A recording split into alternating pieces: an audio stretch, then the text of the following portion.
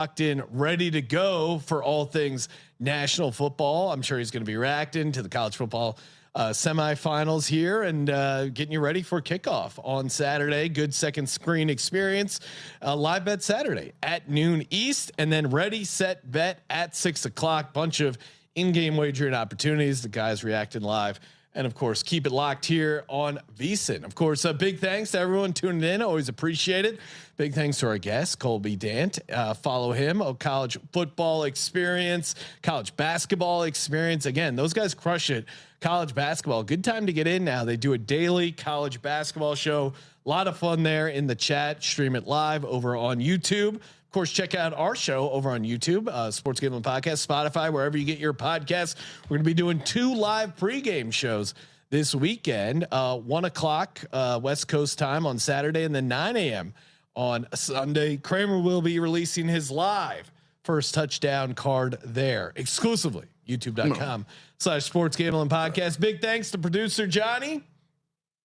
And of course, as always, thank you for participating in the Sports Gambling Podcast. For Sports Gambling Podcast, I'm Sean. Second the Money Green. He's Ryan. Pre-game shows in 13 hours, Sean. Kramer, let it ride.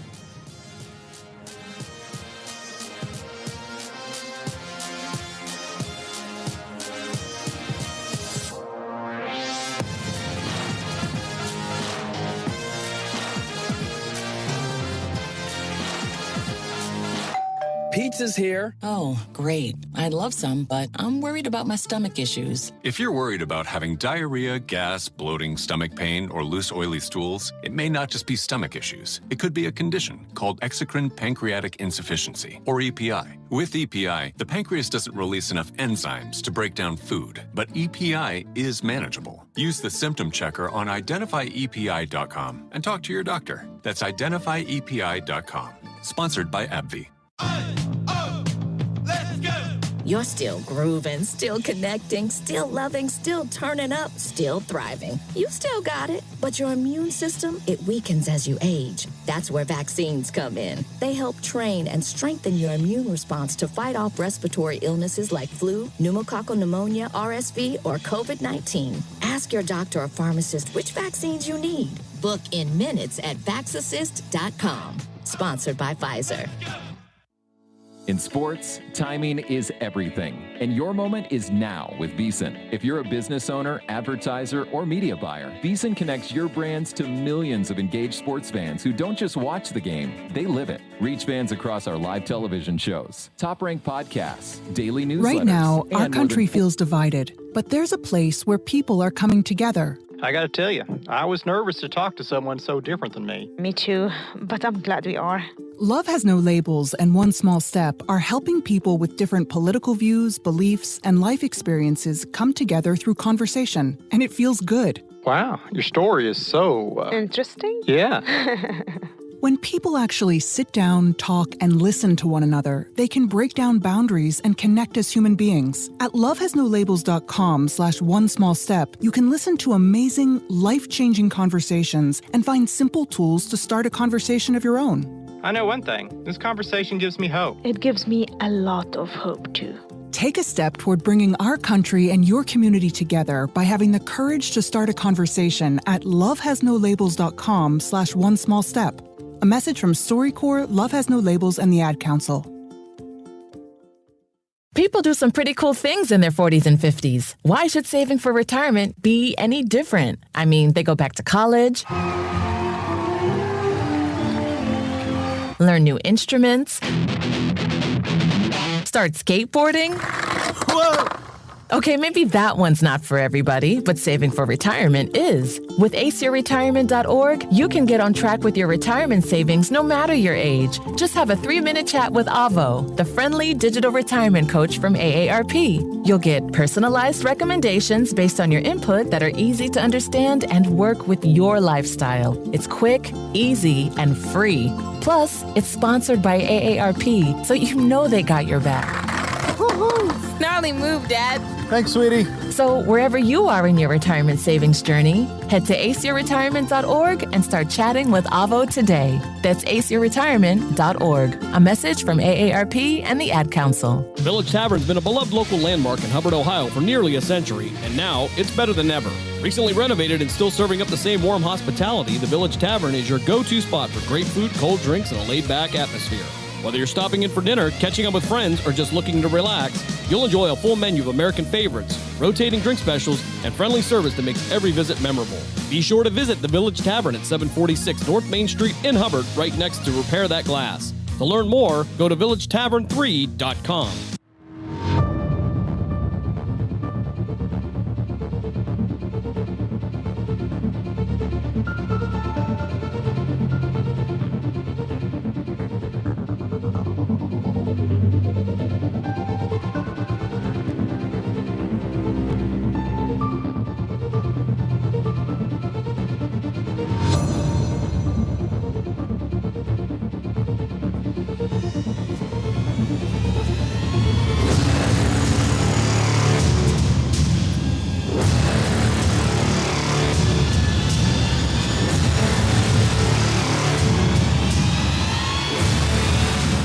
Youngstown, Warren, and Salem's local and national sports talk can be found on TuneIn and the Live 365 app at Western Reserve Radio, WRDB, The Scourge.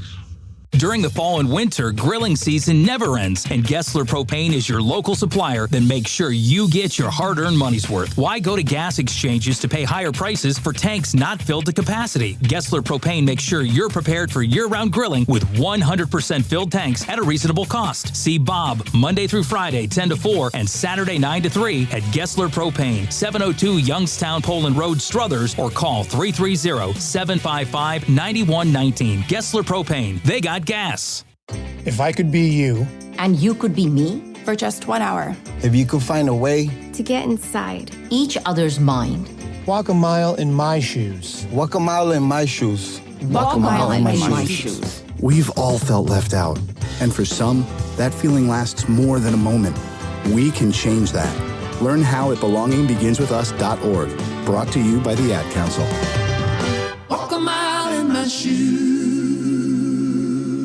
Tom has been a teacher for over 40 years. One day, I think one of the students had asked the question and he didn't remember the answer. And I also noticed that he was letting his class out earlier than they were supposed to let out. I was really starting to worry. Levi and I talked about how it would change our lives, but he was there beside me.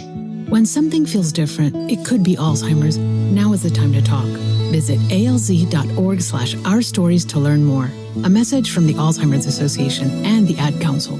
Western Reserve Radio is the Valley's online source for sports talk and local live events. Tune in and be a part of their live weekly shows, as well as all of the hard-hitting action of Youngstown Phantoms hockey, high school football, and the GDFL. Find them at westernreserveradio.com. Tune in and the Live 365 app to be a part of the area's sports conversation. Be sure to visit them on Facebook at Western Reserve Radio and on Twitter at WR_radio.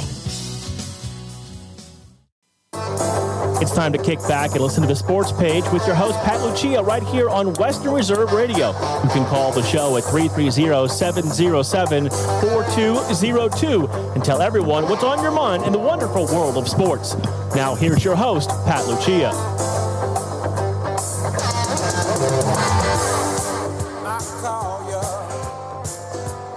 Saturday morning Sports Page, Pat Lucia. Dave Clark. 330-707-4202.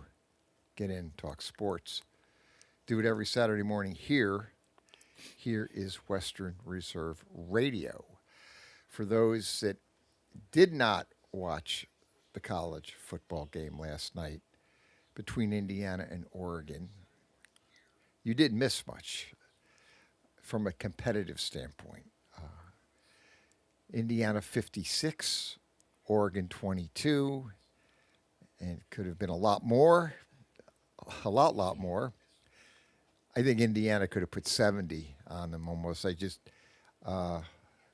were up to 35-7 at half You knew we were in trouble when from the first play from the line of scrimmage, Dave Clark, Oregon, Dante Moore throws a pick six. It was 7-0 before you even batted an eye. Yeah, that didn't really bother me that much. That was in the first 10 seconds of the game. But it kind of was setting the tone, you think? Not to me. Because Okay. it would have set the tone if they got the ball back and was 3 and out and Indiana get the ball again and score. Now there's a problem. But that's not what happened. No, they got the ball and drove 15-play drive and tied the game.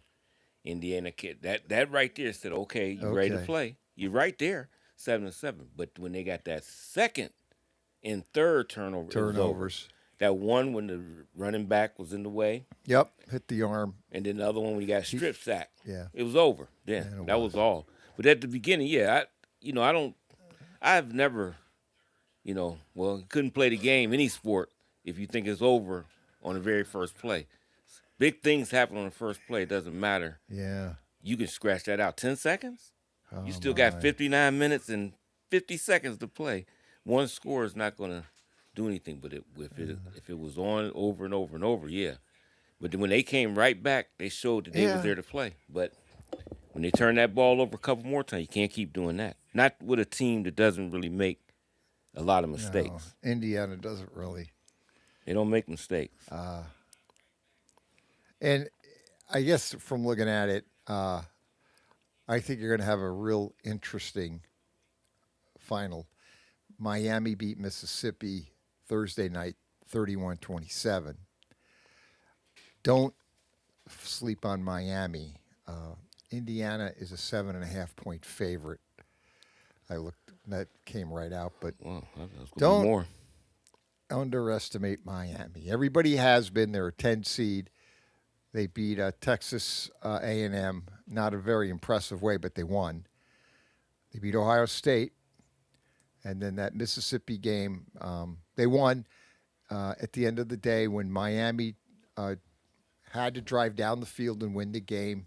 Carson Beck has done it. And that defense of Miami with those defensive ends that are going to the NFL, Miami is going to be a very, to my eyes, and I could be wrong, I usually am, Miami's going to be a very tough opponent for Indiana. In the final, it'll be a very interesting final because I think I think Miami will hang with them. Yeah, well, they got to play. They got to continue to play good defense. That's right. And they were playing good defense and not really making a lot of mistakes against A&M or Ohio State. They didn't have penalties. Didn't have nothing. They've had little spattering of that against Mississippi. You can't do that against Indiana. You can't be having penalties, all false starts, all that kind of stuff. They don't do it too much, but they did that particular game. They did it. So they want to tighten that back up. They didn't have the penalties against Ohio State. Yeah. But those penalties on Mississippi against late hit and one thing after another another. Now, some of them I don't agree because I didn't think the Mississippi guy, and he didn't get targeting. And I'm glad they didn't. Even though they went helmet, it was like face mask, the helmet.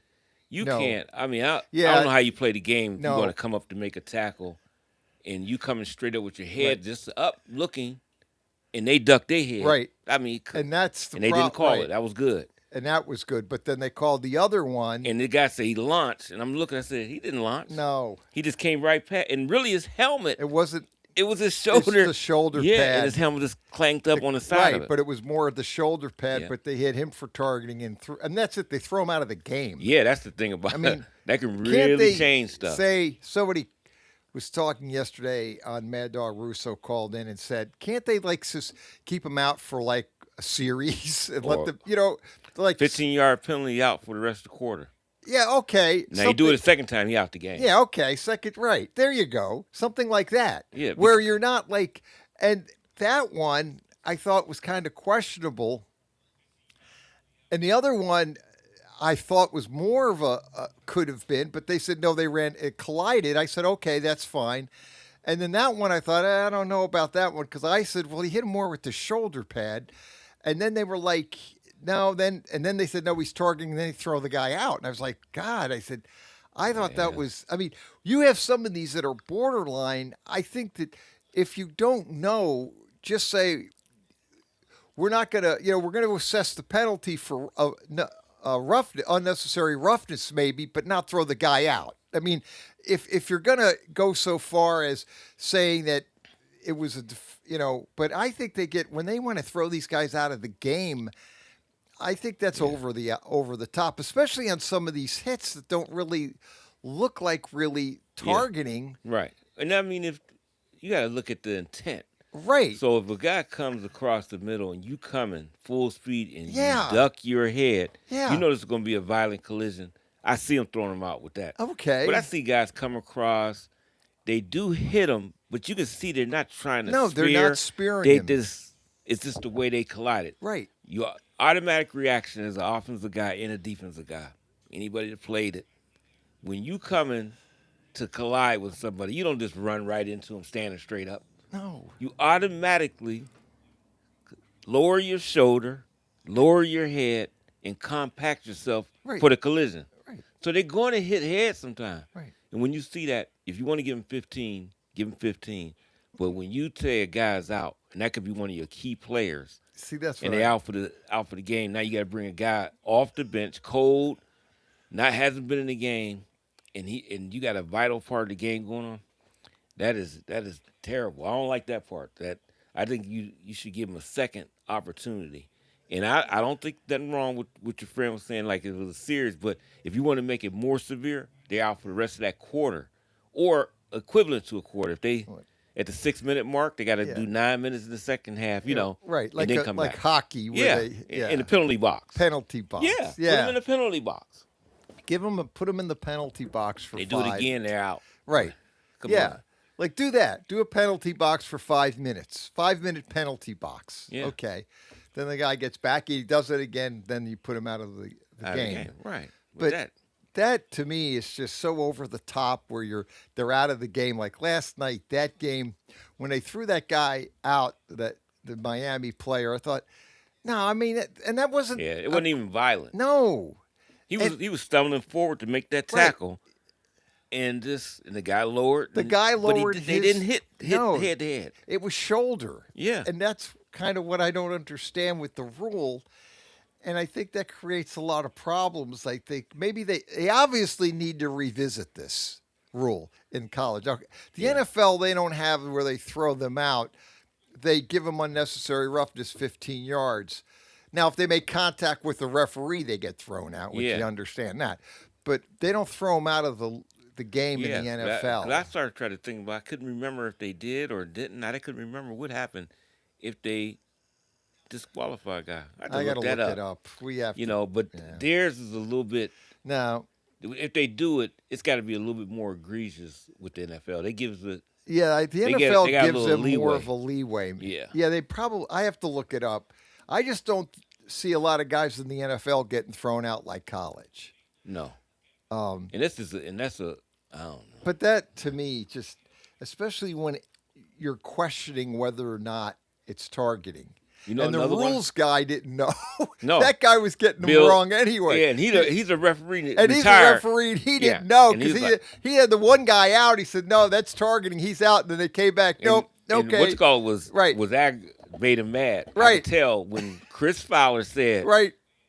He was saying, he got an upward motion when he hit, and he said, "Here's the replay." And then Chris Fowler said, "Is that an upward motion?" And the guy, you could tell he was mad because he said, "Well, I didn't say it was upward motion. I said it was contact." He said, "Oh, okay." Okay. Chris Fowler knew that he was getting upset. Well, no, because he didn't know what was going on. No, he didn't know. He just saying anything. He didn't know what was going. I'm sick of this, man. And then he said the one guy was clearly targeting, and they said, "No, he was not." Yeah, then the first one, yes. The first one, he said, "Oh, he's out. He's out. It's clear. This will be an easy call. Yep. He's going to be thrown out. It's targeting." Yep, he did say that. He said that it's an easy call. Yes. Then obviously they wait. Then the referee comes back. No targeting. They collided, so therefore they were both running into one another. In essence, is what they said. And I didn't think it was either. No, I didn't either. He didn't duck his head. Neither one of them ducked. They just hit helmet, face mask, to face mask. But you know another penalty I hate? I hate it when a defensive edge rusher or defensive tackle, whoever, are coming in. They get a nice little shove by the offensive tackle, whoever, running back, and he falls into the quarterback's legs. Right, right. And they be ready to kick him out the game because he's hitting low. Low hit. You get pushed down, Right. and then what you supposed to do? Elevate? Yeah, well, that's Start the whole part. gravitating up in the air. Right. You can't help it. This whole thing with the quarterbacks try to not hit the quarterback, and then they're trying to say a guy runs in. They called, I think it was the other day on Cameron Haywood, they called a roughing the passer. Yeah. It was the other. And you could see that he hit him, but he actually tried to, like, when he went to the side. Went to the side to, like, you could see he was trying to, like, not put all his weight on him. Yep. So he hit him because he's running at him. And then, like, he had the sense of at least mind that, go ahead, I'm not going to crush him and drive him into the turf. He kind of adjusted his body, so he went to the side. Right. And you could see that he didn't hit him full blown and drive him into the ground. No, he didn't. And they still called him for roughing the passer. And I saw that, and I said, what is Cameron Hayward? You could see he wasn't trying to, drive Lamar Jackson into the ground, but he hit him because he was running at him. And then, he did fall to the side. He fell to the side, so he was like trying to soften the blow. And I thought, no, he's trying not to. And what I thought was an okay hit and 15 yards penalty. And I don't understand it. I don't either. Because let's just do logic, just common law. 340-something pounds, running fat. Then these guys can run. Oh, no, he running is quick. But you get pushed or whatever, or you diving out for a tackle. Yeah, what are you going to do if your momentum is coming? Yeah. You can't stop that. Yeah, another one I don't like. You trying now. You can see the intent on these things. Trying to block a pass of the quarterback. Right. So what do? You hold your hand straight up. You can, but sometimes they come forward to try to knock the ball. Right. They come down, hit their face mask with the palm of the hand. 15. That's 15. Roughing the passer. I do not like. See, that's making it too soft. But then I've seen them absolutely that one miss on that one play with the Mississippi guy running. The guy yanked him down by the face mask and call it. And you could see, I could tell. The Miami guy grabbed the Mississippi player by the face mask. Oh, yeah, and then they call it. It took him down, and you could tell. You watch enough football. I could tell last night they had a face mask they didn't call, but when you could see the player's head turn, it's a face mask because what else is making this guy's head turn and sure enough, they had one last night they don't call. Yeah, I think you should review them when you see that because there's been some they others I've seen when they yanked and then when they looked, they didn't really grab his face mask. They grabbed. Well, then you're right. Then it grabbed he didn't even. Inside, it wasn't a collar. It was more the shoulder pad. Yeah. So you could find it just by looking at a replay. You could just get it real quick on a replay. Yep. Did he get the mask or no? And then if they show a replay and the coach wants to challenge it, he should be able to challenge a face mask and make it for safety reasons. And I think that should be reviewable, the face mask, because it is safety. They always talk about safety. If I thought my guy got face mask, you didn't call anything, I should be saying I'm need that play reviewed. My guy was face mask. Yeah. Same thing as anything else. Like it's wrong. Right. You lose your challenge. Yeah. It's a challenge. Mm-hmm. And college, they like to review a lot of stuff in college. I mean, which is good. Yeah. They don't necessarily make the coaches use challenges. The referees will say, yeah, we're gonna review that. Like they'll say, yeah, we got to review that. So that's fine. They do it and I think the reason they don't do it in the NFL because the NFL is money driven. So if you make the game longer, you're messing with their product. Right. So they don't want to do that. That's one of the reasons. But, they got that replay assist, and they should be able to do that real quick. Yeah. And you know what? I got one thing, and I don't like to – we always do jump around, but I got to say this since you brought up Pittsburgh Steelers. Yes. This comment is for T.J. Watt. I know he's not listening to it, but if he was, he'd get mad at me. When he made the comment about Myles Garrett getting the sack record and said, "Oh, what a big deal! He had to take 17 games to do it." Oh yeah, because right. Now, what's so stupid about that is Myles Garrett played 256 less plays Than Watt did. Right, when he got his sack. When he record. got his sack record. Right. So you should research and just be quiet because you made a comment like that because he played one extra game, but he didn't play as much as you did on defense. Don't talk about nobody. No. I mean, come on. I wonder if he played the amount of plays he played. He might have got 30 sacks. He would have got, yeah. So yeah, he probably would have got a lot more. Yeah. I actually thought he was going to get near 30 the way he was going. Yeah, the way for a he was minute. going, he was. I thought he was going to headed. get into 30. I said, nobody ain't going to never touch this thing. No. You know, but T.J. Watt is not a fan of Myles Garrett. And he always showed disdain because they talked about that. And then once Myles went nuts on Mason Rudolph with that helmet. Oh, the helmet. Then that did it. But yeah, that did it. Yeah. But I couldn't believe he said that. And I liked it when he said that. I said, "Come on, TJ, just congratulations," and that's it. Yeah, just go take the high road. Yeah, just congratulate him. Hey, don't be like he's a my great guy, Mark Gastineau, who I understand what he said, but he went and searched down Brett Favre. You can find this on YouTube. You can find it where he went everywhere Brett Favre was playing. And he finally caught him inside a locker room. You can see it. You get it on YouTube. He went off on you let Strahan. Right. And he did let him. But I wouldn't worry about it. Because everybody can see with their eyes that he let him. Look. So when you look at that, what he did, Gastineau did, was great back then. It was. Oh, yeah. I mean, what he did was great. And he did let him have that sack. He did. He just laid down and let him touch him. I know. You know, he gave it to him. But I wouldn't go and... I know it hurt. I know it hurt Gastineau, but you don't worry about that because the public can see with their eye. Hey, they might even say, "Hey, you're the leading." Yeah, guy. You gotta let go of that. Yeah, I mean, I understand. But he had a lot of things going on at the same time. So for that part, that's the only reason I give him a little bit pass. He had a lot of serious life situations going on. Did. Yeah, at that time. A lot of stuff going on. And then his best friend, Marty Lyons, had their disagreement, too, at the same time, even though Marty Lyons said that was wrong of Strand. I mean, for Brett Favre to do that. But that's how it is sometimes. Yeah, I think sometimes these guys get too caught up in records. Yeah. I mean, in the grand scheme of life, records are made to be broken, and that's what happens. Yeah. And, I mean, I know they get wound up, and sometimes you got to wonder, but you're right. Yeah, you just can't. You don't worry about it. Speaking of, so they got the college game coming up a week from this Monday. Mm-hmm. So I think it'll be a pretty good game. I'm hoping it will be. Yeah, I hope it. We got a good game. Miami, Mississippi was a good game last night. Yeah, that was good. At the beginning, I thought it was okay. Only thing I said when that interception, I said, that's not good. We'll see how he respond. Me and my brother both said, we see how he respond. But they responded great, came right back down the field. I said, okay, that's how you respond. Then you had a fumble after that. So, that's not good.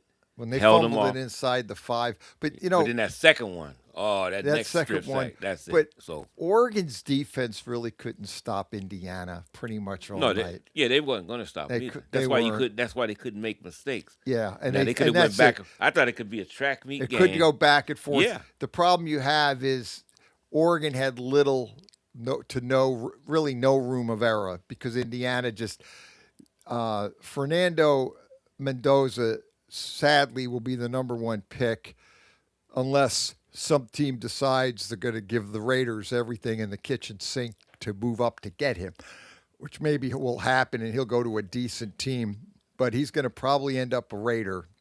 Yeah. And they'll have a new coach.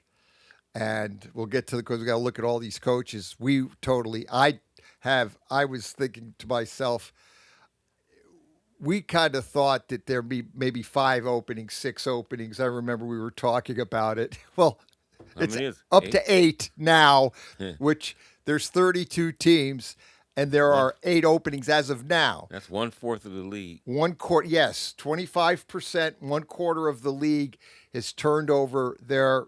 And what people don't understand is when they fire the coach, then all the assistants and everything go. So it's like overhauling a lot of people that not only is the head coach, but there's assistants, there's secondary coaches, there's, a lot of people get fired in that Black Monday. Poor Raheem Morris didn't even make it to Black Monday. He got fired on Sunday night. And I thought that he actually, the team really played well the last, they won 4 in a row. I'll have to look this up. And so he went out, and the team was really, it's a very talented team, and I think one of the best jobs to get. If we're going to look at how they rank these, at least NFL.com ranks the openings. Yeah. But I think the Atlanta Falcon job is pretty good because you got a lot of good players, and they've just come out and they're going to rework Kirk Cousins' contract, so they're keeping him. And they'll hopefully get Penix back sometime next year. Now, depending on the severity of that knee, it may get into. But they have Cousins played well. Came off the bench as the backup. He's the type of guy gets along with everybody, no ego, and he does what he's basically told. You never hear anything. He doesn't badmouth anybody, and he goes out and plays pretty solid. And he had Atlanta. Everything was going well for Atlanta. They ended up 8-9, and they knocked the Tampa Bay Buccaneers out of the playoffs. And to much chagrin of the Tampa Bay Buccaneer fan, Todd Bowles is going to stay. Yeah, because that shocked me. I was surprised because the fan. At least he's good so far. I thought had McDaniels was going to be okay, and then all of a sudden, the Yeah, hatchet came down. I think the only thing that Bowles has come out and said, I'm here. They kept the general manager. Yeah. The problem they had with Miami is they fired the general manager. Yeah, during the season, I think. During the season. So I think the owner, now rumor is because Harbaugh, it was so funny, once Baltimore fired Harbaugh, it was a day later that Miami fired McDaniel. Yeah, he probably wanted Harbaugh. Well, he does. They have a relationship. That owner went after Jim Harbaugh when he was at Stanford to coach Miami then, and Jim decided not to take it. Right. But then he evidently had made a play to get John Harbaugh out of Baltimore like 2017, 2018, and John said, no, I'm going to stay. Right. So the owner has a great relationship with the Harbaugh family. And I think the owner went to Michigan. So the question is, after they fire Harbaugh, then McDaniel gets the axe. People believe that had something to do with he wants Harbaugh. Oh, yeah, I'm sure he does. Yeah, Stephen Ross is the owner of the Miami Dolphins, and so he wants. A rumor is that he wants Harbaugh, and now John Harbaugh is on everybody's list. The Giants supposedly want him number one. I think they interviewed him. Yeah, they interviewed him. The Browns interviewed. They've interviewed the Giants have interviewed Stefanski and Harbaugh, and at least the Giant fan believes it's going to be one of those two. Yeah, I believe so too. And I think the only problem they have, or potentially, is if one of those coaches doesn't want Shane as the GM, then Mara might have to say okay and get rid of Shane. And a lot of the Giant fans would be very happy they do get rid of Shane because a lot of the Giant fans don't want him anyway. So we'll see how that all plays itself out. But it looks like, at least for now, you've got 8 openings. Now, the rumor out there, I love rumors, is they're not done. Because if Green Bay loses, LaFleur could be out. The coach of the Packers could be out of a job. I don't think I would do that, but they may. If Buffalo loses, McDermott could be out. Oh yeah, I can see that. But I wouldn't. No, I agree with you. I don't think. And then now they bring Tomlin's name up, but I can see that, but I don't.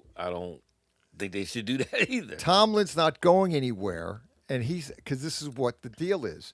Tomlin's contract is through basically next year. Mm-hmm. Now, if Rooney wants to agree, he doesn't want Tomlin to coach, he could get out of contract next year. If he can opt out. The Steelers have like the opt-out clause where they could say, look, we love you, Mike, but we're going to move on. And next year they could cut with him. They don't owe him anything, and they could shake hands. He can go where he wants, and the Steelers go hire another coach. I'm convinced that they're not get rid of him, not for this year coming up. And now that he got him in the playoffs, and he's 10-7. Rooney doesn't see. Rooney's funny because he doesn't listen to all the noise and all the fans out there chirping, complaining about Tomlin can't win a playoff game. Rooney's eyes, he's our coach. Because there was this talk about, this was as of last year. They came out and they said, "Well, Rooney, are you going to trade him?" Like there was talk about him trading. He goes, "No, he's our coach." And then he said something about you firing him. I'm not firing him. He's going to be our coach. If he doesn't want to coach, fine. But I'm not trading him, and he's not coaching anywhere else but here. Yeah. Yep. Let's see what happens. First quarter in the books, Dave Clark. Pat Lucia, Dave Clark, Saturday Morning Sports Page.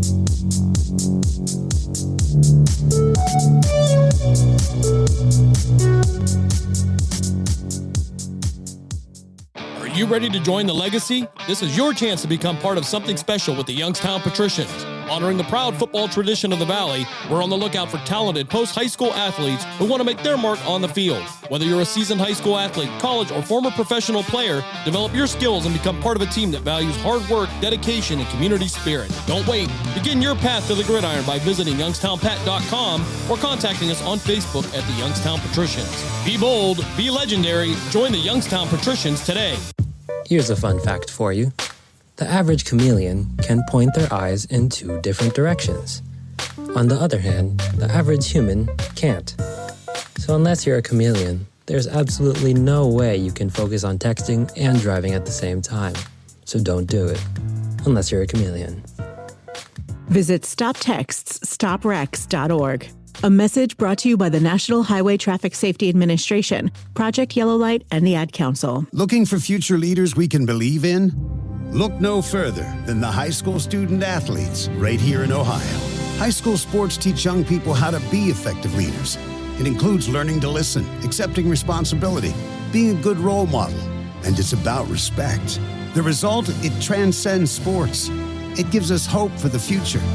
This message presented by the Ohio High School Athletic Association and the Ohio Interscholastic Athletic Administrators Association.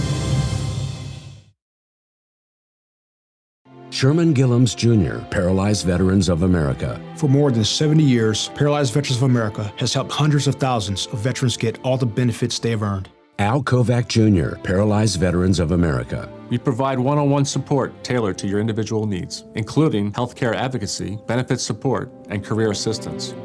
For more information, call 1-800-424-8200 or visit pva.org. A public service of Paralyzed Veterans of America.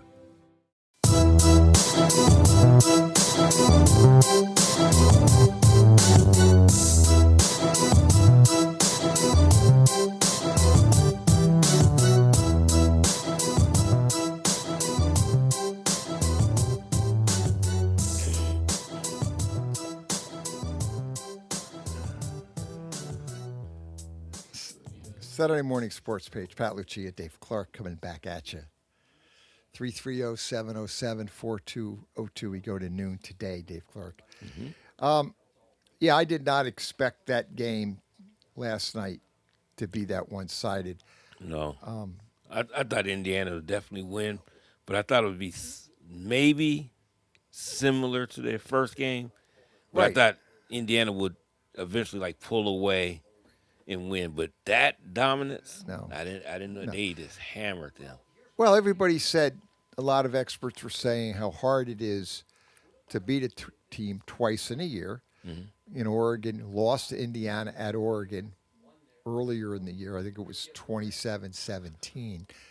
And it was a well-played game, but everybody thought, well, the second time around, like Ohio State previously lost it out in Oregon by a point, then they blew Oregon out in the Rose Bowl. Mm-hmm. Well, everybody thought that this could be something similar where Indiana would really have a hard time with Oregon and that Oregon could possibly win a close game. Or it would be a very competitive game coming down to who had the ball last, like the night before between Miami and Mississippi. But it was not that. And it was just not. Like I said, I know what you're saying, but when they throw that pick six at the beginning, I said, this isn't going to go well. I had a bad feeling. I had a gut feeling. I said, that's not good. Just one play, and it's like blink. And you're right. Oregon did make the comeback into the game, but then they had those other turnovers, and that was and the other thing though too. And I was thinking, Oregon had no room for error because Indiana is maybe the best team in the country. We're going to find out next Monday night, and then obviously Mendoza is definitely the best quarterback coming out this year. My question, I wanted to ask you this. Now, Dante Moore is the Oregon quarterback, and the New York Jets have the number 2 pick. If you're Dante Moore, Dave Clark, or you're advising Dante Moore, what do you do? Do you stay another year? Because the reality is, he's really only played one full year. Right. I looked it up last night. That's all. Right.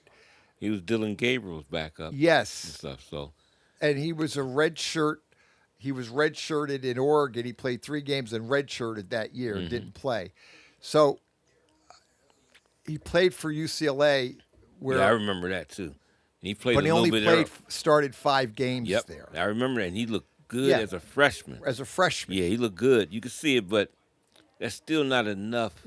Starts yet. And he should just follow his own advice. He said in the interview that he see where they're, projecting him and everything is right up there. He said, but I need to evaluate my own play. And he said, through these games, I'll see where I'm at. And if he's seeing he don't want to go, even though this is the thing, if he's projected 1 or 2, then I don't know how much higher you can go. But you're going to go to the Jets. That's the only thing. So I wouldn't want to go out right now. In the Jets, I wouldn't draft him because he's not ready yet. No, he's too raw. I mean, I think he's potentially going to be good. Oh, yeah, I could tell. Yeah, you could tell. But the one thing, Pons, the corner, played inside leverage. I just couldn't see, because you can see it as a quarterback. You can see he's inside. So if he's inside and you're throwing what they call a stack route, he's coming up and coming back to, why would you throw it inside? You threw it inside and he picked it. You got to go to the outside so that only your receiver can get it, or only thing Pons could do is maybe get in there and break it up, make the tackle or something like that. I think he'd already made his judgment. I'm making this throw. It's got to be quick. And that's what it does. It has to be quick and precise. But Pons made a great move. He was right up on him. Then he slid to the left to the inside. And he read it. Yep, he read it. And it was perfect. You could see it in when you saw the replay. Yeah, so you just can't do it. Right, and that's just, again. That's what he did. So. But he did. But I want Moore to stay. I think he should stay. I don't care if it was the Baltimore Ravens that needed a quarterback and their organization is great. I still wouldn't come out yet because I do not think I think another year of seasoning will just help him so much more of playing, as a starter. They have 2 full seasons as a starting quarterback. That's one side of the leverage. He got the opportunity, and then I think about Trinidad at Mississippi, who, oh, man, that guy's good. But he's not going to get that extra year eligibility as of for right now. No, they're going to appeal it. They're going to appeal it, but it probably won't get it. But yeah, sue and they'll give it to him. Yeah, they might do it then. That's what they might do. They might take it to that and sue. Oh, yeah, you could have it. Yeah. Well, that's what they'll do. Yeah, because I want him to come back one more season. Get a good lawyer, sue him, and they'll roll over and say, yeah, okay. Because he is a Russell Wilson 2.0. Yep. He's taller than Russell. Yeah, he is. He's taller than him, and he can throw the football. And he moves good. Yeah, he moves real good. So he's the now, guy. I would like to see him get another year. Yeah, I want him to get another year. Because I think it would make him more NFL ready, too. Yeah, I mean, but the way he stepped up from Ferris State to come and play Right. at Mississippi and still play that well. And played well.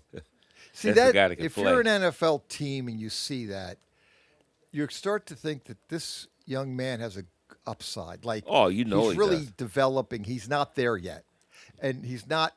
But he's not. He hasn't reached his potential. No, not yet. And so you really look at the way he plays. You think we could get this guy in, and we can develop. He could develop and play at the NFL level. At least you want to give him a shot. Yeah.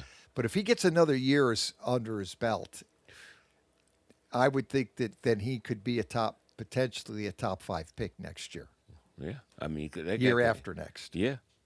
So I think that we'll see. Like I said, I like the way, like I said, watching him play Ferris State and just developing. And yeah, I hope he gets another year. And yep. And let him develop, and he could potentially then be could be even a top 5, top 10 pick, maybe your first rounder. But give him another year at Mississippi, and develop into a quarterback. I don't know why all of a sudden it's like, we're not going to give him the year. Come on. You're giving you got these guys in the league 27, 28 years old with some kind of a crap. We're going to give them they give these years left and right to all these other guys. You're not going to. I seen why. I got why. It's because it's some Can't paperwork. they make a COVID thing? Give us another COVID year in there somewhere. Yeah. Can't we make something up? What it is, the papers that he sent in, that his team sent in, was not all the things. All he needed is a form to show his injury situation. Right. And if they sent that in, they'd grant it. They give it to him. So they never sent it in. They did it again. They still didn't send it in. Oh, no. And if you read the story, you'll see it. And that's the whole thing. That's the crux. So if they keep appealing and get this thing set with find the doctor from way back then to be able to They'll give write it to something him. up, I think he will get it down the road. Yeah, they got to give him. They got to give that young man that. Because whoever is screwing him by not sending that paperwork in, because that's the only reason. That's the only reason they can't grant it to him, because he doesn't have. Well, get him the pay. Yeah. What do they? Yeah. Get the paperwork to him. Then. Yeah. Get they him got to find that doctor. Whoever that doctor was working at that time at Ferris State, they got to find him. He's not there any longer. Maybe he knows Rodney Dangerfield's doctor, Dr. Vinny Bugatz. Yeah, just make up anything. Yeah. That's how we see those old Rodney Dangerfield clips talking about his doctor, Dr. Vinny Gubatz. My doctor, because he starts that clip. Anybody you see, just say it. It don't matter. But they need to. It's a Rodney Dangerfield. I want the guy to get another year, because it'll be great. I know if he went this year, he'd probably be a 3rd, 4th rounder. But it'd be somebody steal. Because if they can get him and he's on the right roster where he can develop some more, sky's the limit for him. But I just want, you see he wants to come back badly and play. He wants another year. Yeah. Like I said, he could see it. Well, maybe that's. I hope it happens. Hope it happens for him. Hope it do. We got the wild cards. We got the coaches. A lot to get. I mean, what other coach? I don't know who else to be, but I don't know. Well, I'll tell you, catching me off guard. I'll tell you what.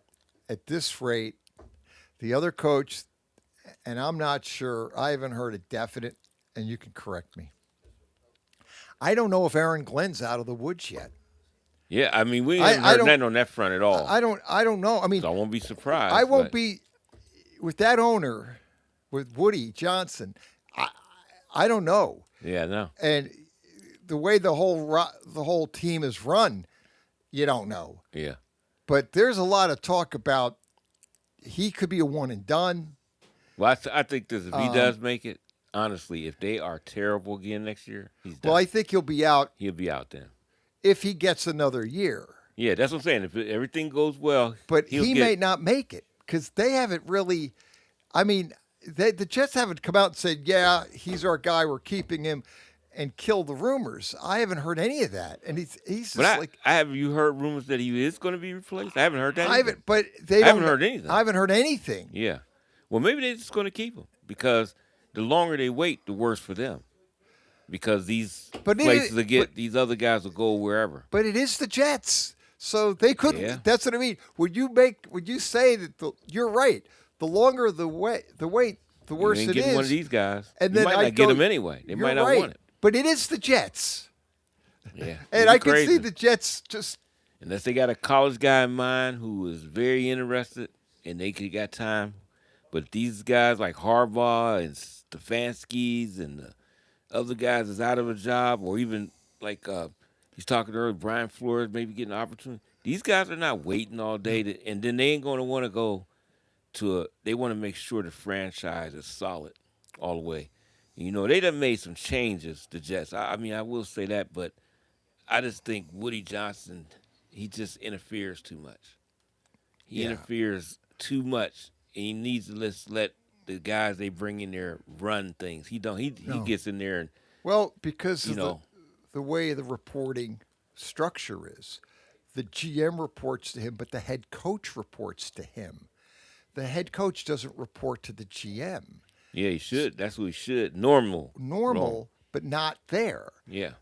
Aaron Glenn reports to Woody, and then the GM reports to Woody. So the GM and the GM doesn't like manage the coach like most organizations. It's no. Woody manages the coach, so Woody manages everything. That's basically what that shows. Yeah, because they both report to him, right? They both report to him, and that's why you have issues. That's why same thing with our man Jerry Jones. Same thing. He don't have to have a GM because he is the GM. He's the GM, right? He's the GM. So he don't have to report to anything. It's whatever he says, right. And then the coach reports to them. So it's still whatever he says. Those things don't seem to run well. No. And the last time Dallas has ran like a well-oiled machine, Jimmy Johnson was on the sideline. Because even when Bill Parcells was there, even though with his type of what he has as a coach, knowing the football, Jerry Jones still was running the show. And I think that's why Bill Parcells, he did it in a way where it didn't seem any feathers was ruffled. But I really believe he said, enough is enough. I can't do this. And I think that's why he stopped, because he wasn't getting the ability to do things like he has been in the past because Jerry was running everything. And I think you even I looked on the face of McCarthy when he was at Dallas. And he never seemed like he always was a sullen kind of guy, but he just didn't seem like a guy that was even want to be on their sidelines after a while. No, he didn't. Even though he was going 12-5 and 13-4, he was still getting just raked across the coals because they didn't get to the Super Bowl. The problem is a guy in Jerry Jones. If you just stay out of it, he had a great thing going. I think they could have won more Super Bowls if Jimmy Johnson let it run like it was. Not that, yeah. I think that would have been close. a super dynasty. Yeah, if Jerry kept out of it. Yeah. And let Jimmy do his thing. Because Jimmy came in there and you're cut. Just changed the whole roster. He turned the whole roster over. And said, I'm going with these young guys. I want the Troy Aikmans. I want the Emmitt Smiths. Yeah. I'm doing these guys. And next thing you know, one of the best teams I've ever seen. He built the team. He got the Herschel Walker trade. Yep. Got all those draft picks.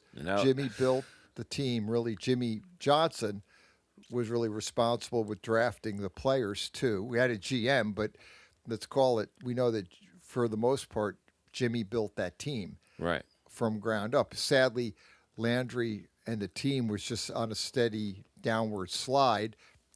But he had been there so long. And like I said, I was a Dallas Cowboy fan. Loved him. And when Jerry took over and fired...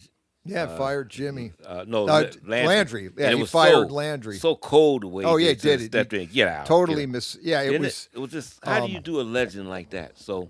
Yeah, I was... that was bad. It was not good. He was totally Jerry Jones totally mishandled the whole Landry firing to a fault. It was not handled well.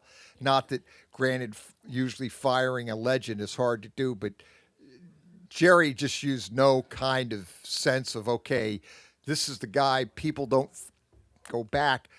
He was the first and only coach of the Dallas Cowboys. Yeah. Tom Landry was the coach. I believe he came over in 1960. Yep. When Dallas, so he had that team when they were one. What was their record? I think it was initial record was 1-12-1 or Something like that, yeah. something crazy, and he had that team that was just nothing, right? And he built that team and coached that team. Him and it was Tex Schramm, Gil Brandt put that team together, and Landry was and then he coached till 1989. What was it? 1988. 88, I believe. Yeah, he was there from 61 to 88. And then he came in, the owner sold the team to Jerry, and then Jerry just came in and fired came in immediately. Fired Landry and fired him right away, and he didn't even call him in. And I believe, my memory serves me right, is it was just Landry found out. I think it was he found out he was fired over TV or something. Yeah, yeah, it was That's I guess I'm not coaching the team. I just heard that I was fired. Yeah. He didn't even get. That's No. how he was done. That's how it was done. I said, man, that is terrible. I said, I'm done with these guys, and I was done with them for about. I guess it went a week. It might not even went that long. When he named Jimmy Johnson, I said, oh, my God, he's leaving Miami. I didn't like that. I said, but that's my coach there. I stuck with the Cowboys and seen them go, and I was super happy the way they was going. Man, when that guy got rid of him for some dumb whatever, I forgot the excuse that he made, but they had differences. He didn't want Jimmy making all these football decisions. Why would you when you see what happened with your team? He felt too much pub for Jimmy. It's got to be more on me. And when that happened, Dallas has never seen the light of day of a Super Bowl since. Yeah, basically the way it went is he bought. Well, he did with. I got to take that back. He did get another one with. Well, Switzer he got the team. He got the third Super Bowl with Aikman, Emmett, and that team was Barry Switzer was the head coach because they got into an What happened is Jerry and Jimmy got into a real argument of who was a better coach, Switzer or Jerry or Jimmy. It was because Jones, probably had a few cocktails in him and started in with Johnson about who was a better coach. Yeah.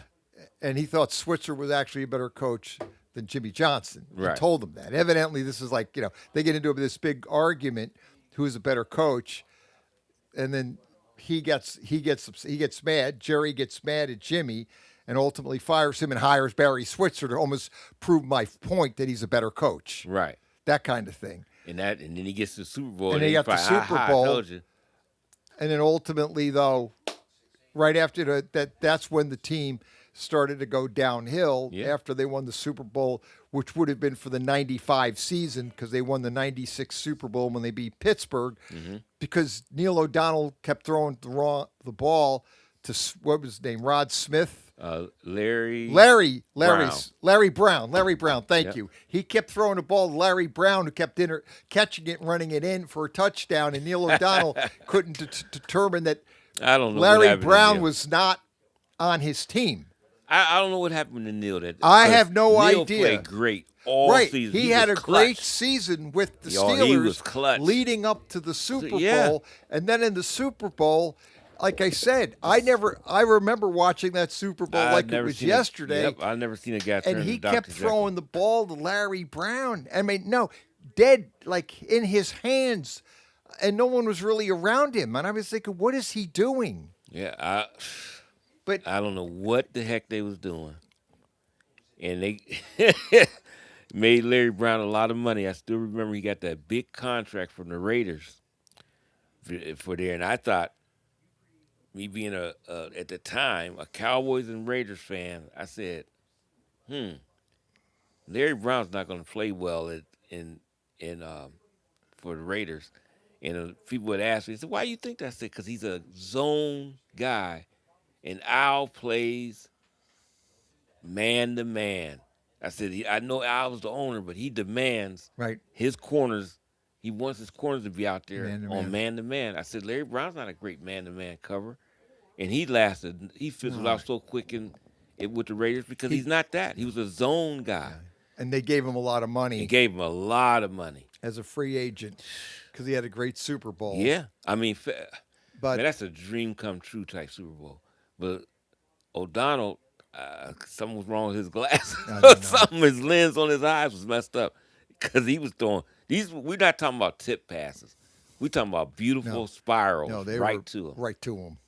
I mean, seriously. Yeah. I mean, somebody think we joking. They need to get the thing and pull it up and watch it. These things was right to him. I mean, Larry Brown had a fantastic Super Bowl. Oh, I had one of the greatest. Yeah. I mean, you might make the argument that that he had one of the best Super Bowls for a defensive back of all time. Yeah, statistically he might have with that. Statistically, he had. I mean, you're catching interceptions like they're punts because it's just coming right to him. Neil O'Donnell's number, he was 28, completed 28 of 49 passes for 239 yards, had a touchdown and 3 interceptions. And those interceptions hit Larry. Two identical interceptions by Larry Brown in the second half, setting up short field for Dallas offense. And that's basically, and you got to remember, they won by 27-17. Yeah. So they didn't win by a lot. They didn't demoralize them. It wasn't a domination. No. It was, bottom line, that lost the Super Bowl. That square loss was definitely on O'Donnell's shoulders because, I mean, he doesn't throw the interceptions. Pittsburgh might have won that Super Bowl. They might have because potentially. I remember that defense. Yep. Lloyd and Kevin Green, them guys was Greg Lloyd and my God, that was the that's Lloyd murderous. Kevin Green group. Yeah. I mean, them guys was nuts off the edge, and they were playing them tick for tat. I mean, physical. They was playing. I knew it was going to be physical because that's Pittsburgh. Dallas was not going to come in and just mow them over like the Buffalo Bills. And this is a different type football team you're getting ready to play. But those turnovers was big, and they were short fields, just like you just read. Short fields, twice. Yep. And they scored, I think, touchdowns off of both. If they didn't, a touchdown and a field goal, that's how much they lost by 10 points. Go squarely back to that. I mean, it's just. And like I said, it just was one of those games where. Then he ended up going to play for the New York Jets, and then his career was over. It was over at that Super Bowl. People already said, this guy, what happened to him? I mean, he just fell apart in that Super Bowl. It was too much for him. He should have did like the Raiders center did. He just went nuts. What is his name? Dobbins or whatever? Yeah. Robbins, Barrett, I think. Barrett Robbins? Barrett, yeah. Barrett Robbins. Hey, I'm not going to the Super Bowl. He had out here nuts. Yeah. They found him in a car somewhere, right? He just he had a mental breakdown, man. The guy, Barrett Robbins had a mental breakdown. And sadly, he's 52 years old. And he was a center, and he had the meltdown at the Super Bowl against Tampa Bay. 2002. And then Tampa Bay went on and dominated that Super Bowl and won it. And John Gruden was the head coach for Tampa Bay. It was Dungy's team. Mm-hmm. They fired Dungy because Dungy could not get them over the top. And the reality was Gruden came in, took Dungy's team. It was his first year, and he won the Super Bowl, I believe. Yeah. That's really what happened. And the Raiders team that got to the Super Bowl was Gruden's team that Callahan just inherited and was able to take them to where they needed to be. Right. Where they should have been there a few years earlier. Right. But didn't go because of the Tuck rule. The Tuck rule. Because I tell you, the Raiders was on there with that That team year. would have won the Super Bowl. With Rice and them, Yep. Rice and Tim Brown. Yep. There was Marcus out. It was. They Yeah, just that's had right. too That much. team was. That team was loaded there. They was ready to go. Yep. That team was ready to go for sure. And you get that. There was a tuck rule. You know about the tuck? I was completely lost. I'd never heard of the tuck No, I rule. never knew anything about it. And that was what, 99, 2000, somewhere in there. That basically would have been the year they won that first Super Bowl, which I believe was 2001. That was that the 2000? Yeah, that would have been. You see, I don't know if it was 99 or 2000, but one of them. It's one of those years right there. Yeah. But that right there. Yeah, that was the year Tampa Bay. Yeah. No, it was not the year Tampa Bay because they beat the Raiders. That was the year that Brady went to the Super Bowl and they beat the Rams and they upset the Rams in that Super Bowl. Right. So that might have been 99. No, that wouldn't have been 99. 2000? It's close. I know it's close. It might have been. Yeah, it actually might have been. We'll have to look it up. I believe it might have been 02 because, it was 02, and I think Tampa Bay won it 03. I think they won it. So did the Raiders would have went back-to-back if they would have went? Yeah. Yeah. We're coming up on break, but I believe my memory is that was the 01 season because that was 9/11 and it happened that year. Yeah, so that's it. And it was 2001. Yep. And then 02 they won the Super Bowl. Tampa Bay won it in 03 the following year. Saturday morning sports page back after this. A lot to get to. Western Reserve Radio.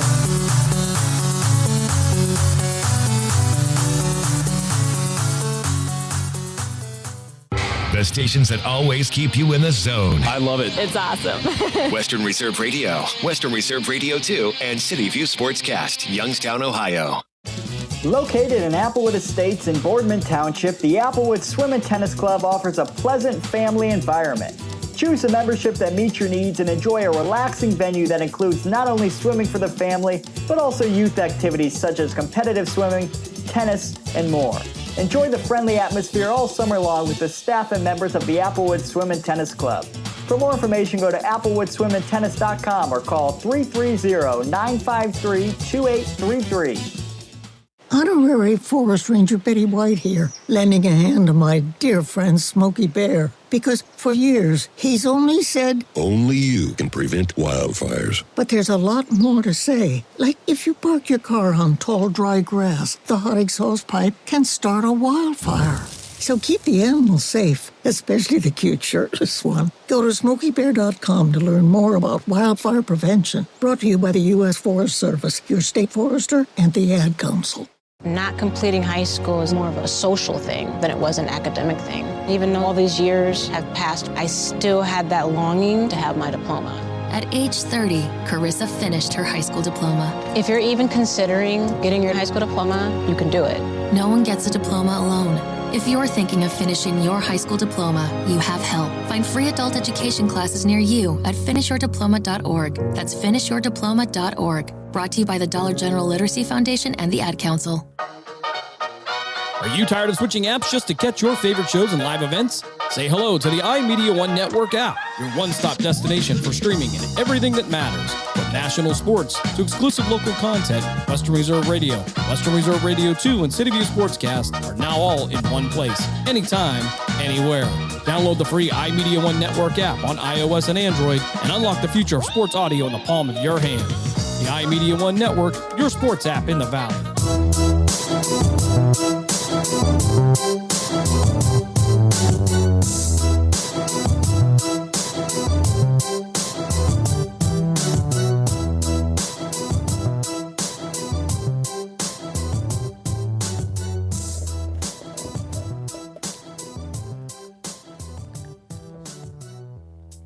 Yeah, Saturday morning sports page back. 330-707-4202. Yeah, Dave Clark, we were talking a little bit about those Super Bowls. For the record, we got it right. We figured it out right at the end of that last segment. But the 02 Super Bowl, New England beat the Rams 20-17. that was the tuck rule game that the Raiders lost to the Patriots. Mm-hmm. Then the following year, the 2003 Super Bowl, the Raiders lost to Tampa Bay. Mm-hmm. And Gruden was the coach of that tuck rule game. And then the Raiders fired him. Al Davis is just kind of, I don't know what he was like. I got to look. I got into a dispute with him, but he lets him go. Right. And then Tampa Bay let Dungy go. And then Tampa Bay hired Gruden. Yep. And then Gruden took Tony Dungy's team, which was an unbelievable great defense. People forget how great that Tampa Bay defense and the offense. Brad Johnson was the quarterback for the Tampa Bay Buccaneers. He did a great job, but that defense was just unbelievable. Yeah. Oh, yeah. They had Warren Sapp, Derek Brooks, and they were just a shutdown defense. I mean, it was a good defense. Then you're going to know you got Lynch, all these guys, and you're going to know what they're doing. And then they all knew what they're doing before. They knew what the Raiders were doing because Gruden coached the Raiders, and he was playing the team he coached the prior year in the Super Bowl. Yeah. And then he's listening, he's looking, and he listening to their calls, right. and it's telling.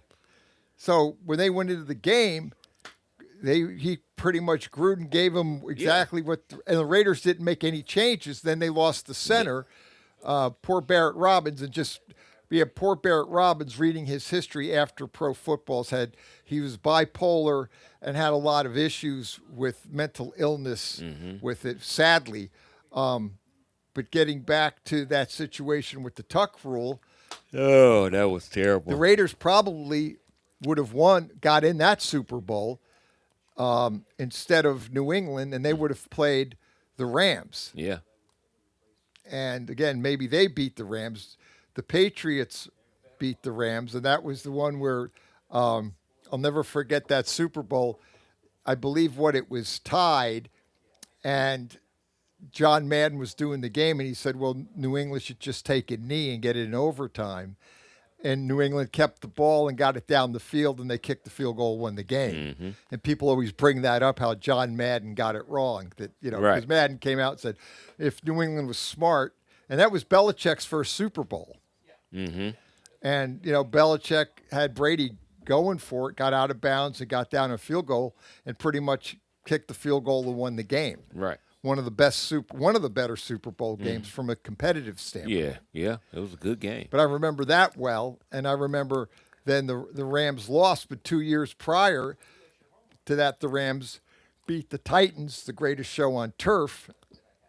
And people, believe that the Rams could have had 2 Super Bowls in their pocket in 3 years, and it was not to be because that started the Patriots Super Bowl run in 2003. That would have been 2002 that they won the Super Bowl. They beat the Rams and the tuck rule. Yeah. That happened in the snow in New England. It was a great play by they Charles still talk Woodson, about too. it to this day. Oh, yeah. Oh, man. They know. I mean, I know, but I didn't complain back then. I don't know why I didn't, but I told you, I'm a guy watch out, let it go. If I ain't got time, I don't have no money on it. Even if I did have money, they're not paying me. I looked at that and just said, I've never heard of tuck rule. How in the heck that happened? I done went through a lot of stuff with different sports. I tell you, even when Miami lost to Ohio State, and I was watching the game with 2 Buckeyes. Oh, man. 3 Buckeyes. The other one's just a student of Ohio State, and he's graduated there. The other 2 played for Ohio State. We watched it. That was Bovie Lane or Garcia. Yeah, Garcia Lane. And Tim Rutledge, who went to Youngstown Eastern, also went and played football for Ohio State. I remember it, Garcia Lane. Yeah, and we watched that game, and Garcia, I still remember that, him saying, well, the Buckeyes won. He said, but I'm going to tell you something. That's no consolation. That wasn't pass interference. I'm a defensive back. Yeah. And I said, I know. I know that flag. Yeah, it was real. It was like he said, you don't hesitate, watch it all through, then look and say it's a flag. He said it wasn't even pass interference.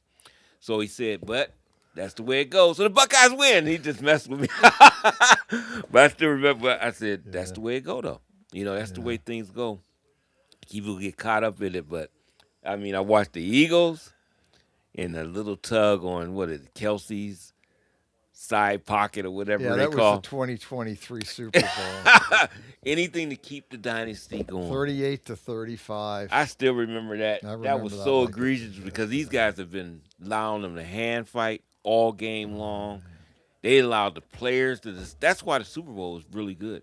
And you think back to a lot of good Super Bowl, they let the players decide it on the field. And we done had some great Super Bowls when they were like that. That was Buffalo the Giants game. It was a lot of things they could have called, but they let them play. Yeah, they let them It play. was physical. It was battering. Yeah, they let them decide. Those referees put their flags in the pocket. Yeah, they let them guys They decide it. just let That's them the play. big game. You let them. They just let them go at it. Don't let no little egregious Nope. stuff. Unless happen. it was something bad, but Yeah, no, but he didn't even change his direct. He didn't do anything. No, but that's what they that call. was just a little grab there on the guy hip, and come on. That's what they just. I said you should have. That gave Kansas City the ability to get the first down and then run out the clock, kick the field goal, win 25-22. No, that was 38-35. Yeah. So they won 38-35. It was a tie game, and like I kept screaming and yelling, I would have loved to see, because they would have had to kick the field goal earlier, and then Jalen Hurts would have had enough time to come down and tie it or maybe win it. Jalen Hurts really played a great Super Bowl, actually outplayed Mahomes, but Mahomes gets the MVP because they won, thanks to the ref. But the bottom line is, everybody like me, I wanted to see Jalen Hurts get the ball and see if he could come down the field. Yeah, and see if he could do it. And once they called that flag, that penalty, and that gave Kansas City the game because they had a chip shot field goal and they could run the clock down to nothing, gave them that first down. Yeah. Had they not called that play, that would have been fourth down. They have to kick the field goal, then Hurts gets the ball back with plenty enough time to go down, or at least we believe the way he played that day, he could have brought that team down. And I said they might have scored a touchdown, but I thought they'd definitely get a field goal out of it and tie it and go overtime, and then you have a really great game. But the referees did decide that game, and I'll say it to this day. I remember when it happened, we came in the following week. That was the first thing we led the show. Yeah. I didn't want to harp on it, but we did because it was like. But it was so many people during the week that was. Oh, going crazy. We weren't the only ones. No. Believe me. That was bad. No, that was you don't bad. Let that. Yeah. Oh, believe me. Mad Dog Russo still talks about it to this day because he's screaming and yelling that flag should have never been thrown. Right. He goes, you never as a referee decide a game. And that was clearly a situation where it wasn't egregious at all. It was a little bit of a tug. It didn't really matter much. And that flag came without game over. Yep.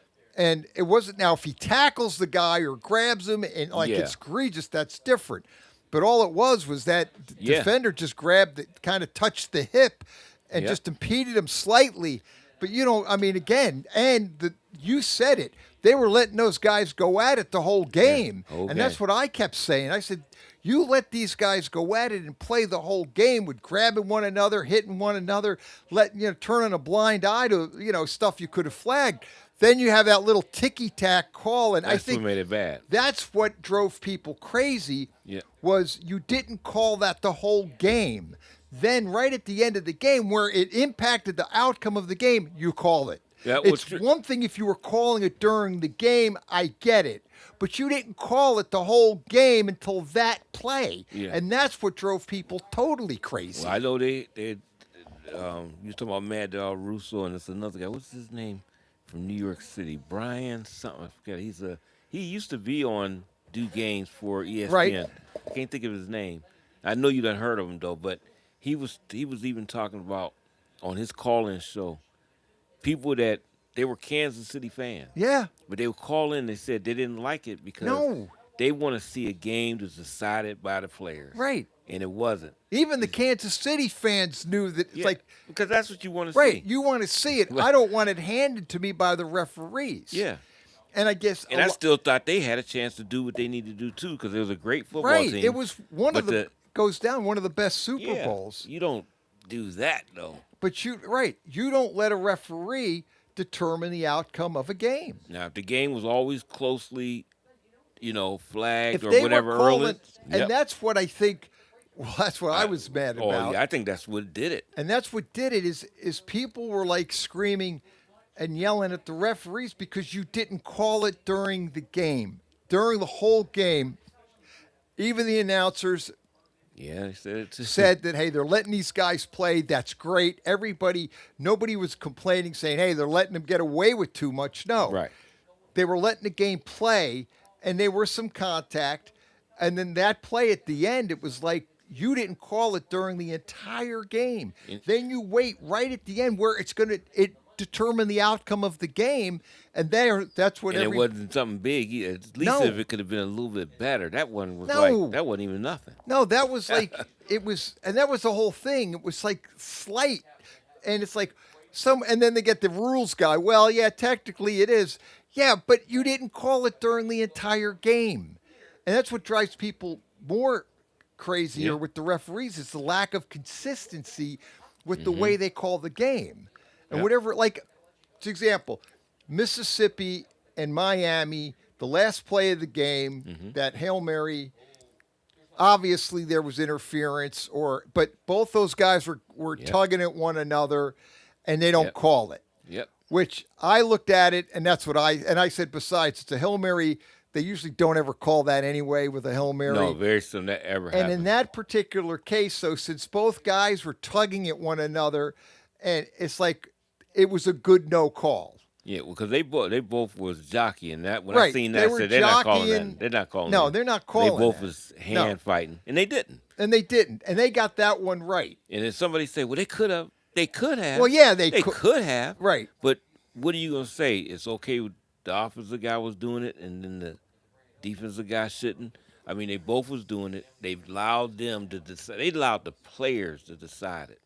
Now, if it was something egregious, like he's there to catch it, I grab his arms and pull him down, you got to call that. Well, if he literally, like you said, if he would have literally but almost tackles him. They just fighting for position to get to the ball. No, they're fighting for the position of the ball. They're not trying to like hold them or anything of that nature. So, and they let it go. But that's what if people want to harp on that. And I said they would probably. I thought about. I said they probably ain't going to call it because it was uproar when it happened years ago with the Ohio State game. I said they're not going to do it now. I think they're going to let that go, and just have it that way. But that's still that Philadelphia one. I done seen some other game. It was something. I think Pittsburgh and the Rams Super Bowl. Call on Rod Perry. It was terrible. I still remember somebody coming across the middle. I don't know if it was Swan or Starward. They called holding. Even hold him. Came across around and made a great play. Yeah.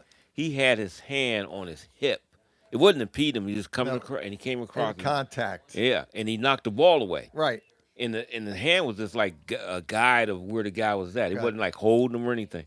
They called that. But they've been playing the whole game, doing all kinds, and wasn't no calls. Right, and they wait. You see, that's what I think that drives irritates fans bonkers. Yeah.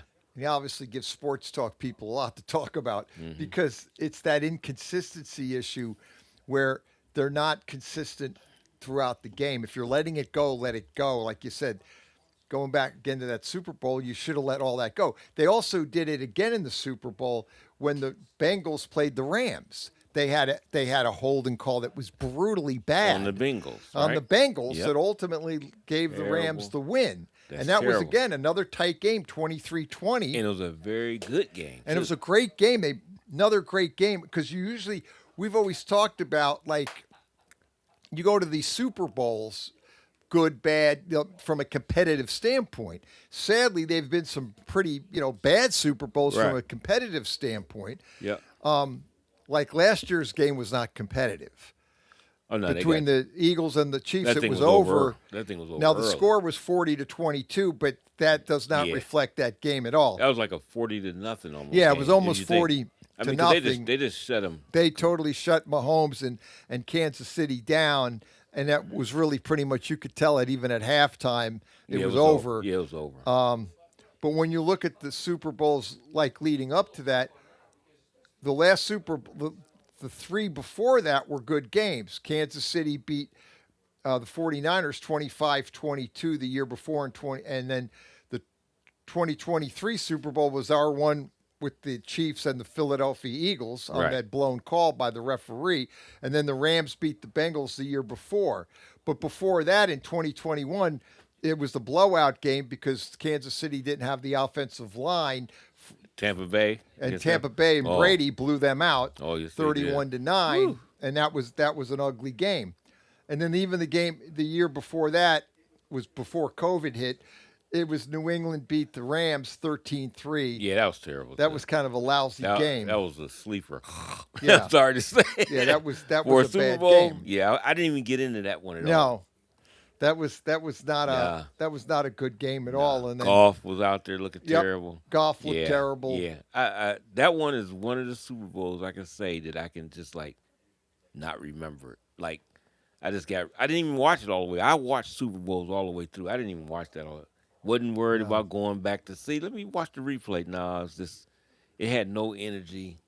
It just seemed, I don't know. It just didn't seem like a Super Bowl like you usually get. No, it wasn't. It was. I did not like that. I don't know what it was. Yeah, You're right. I don't know. There me was either. something lacking. Getting over to the coaching carousel. These assistants have all been a lot of assistants getting axed.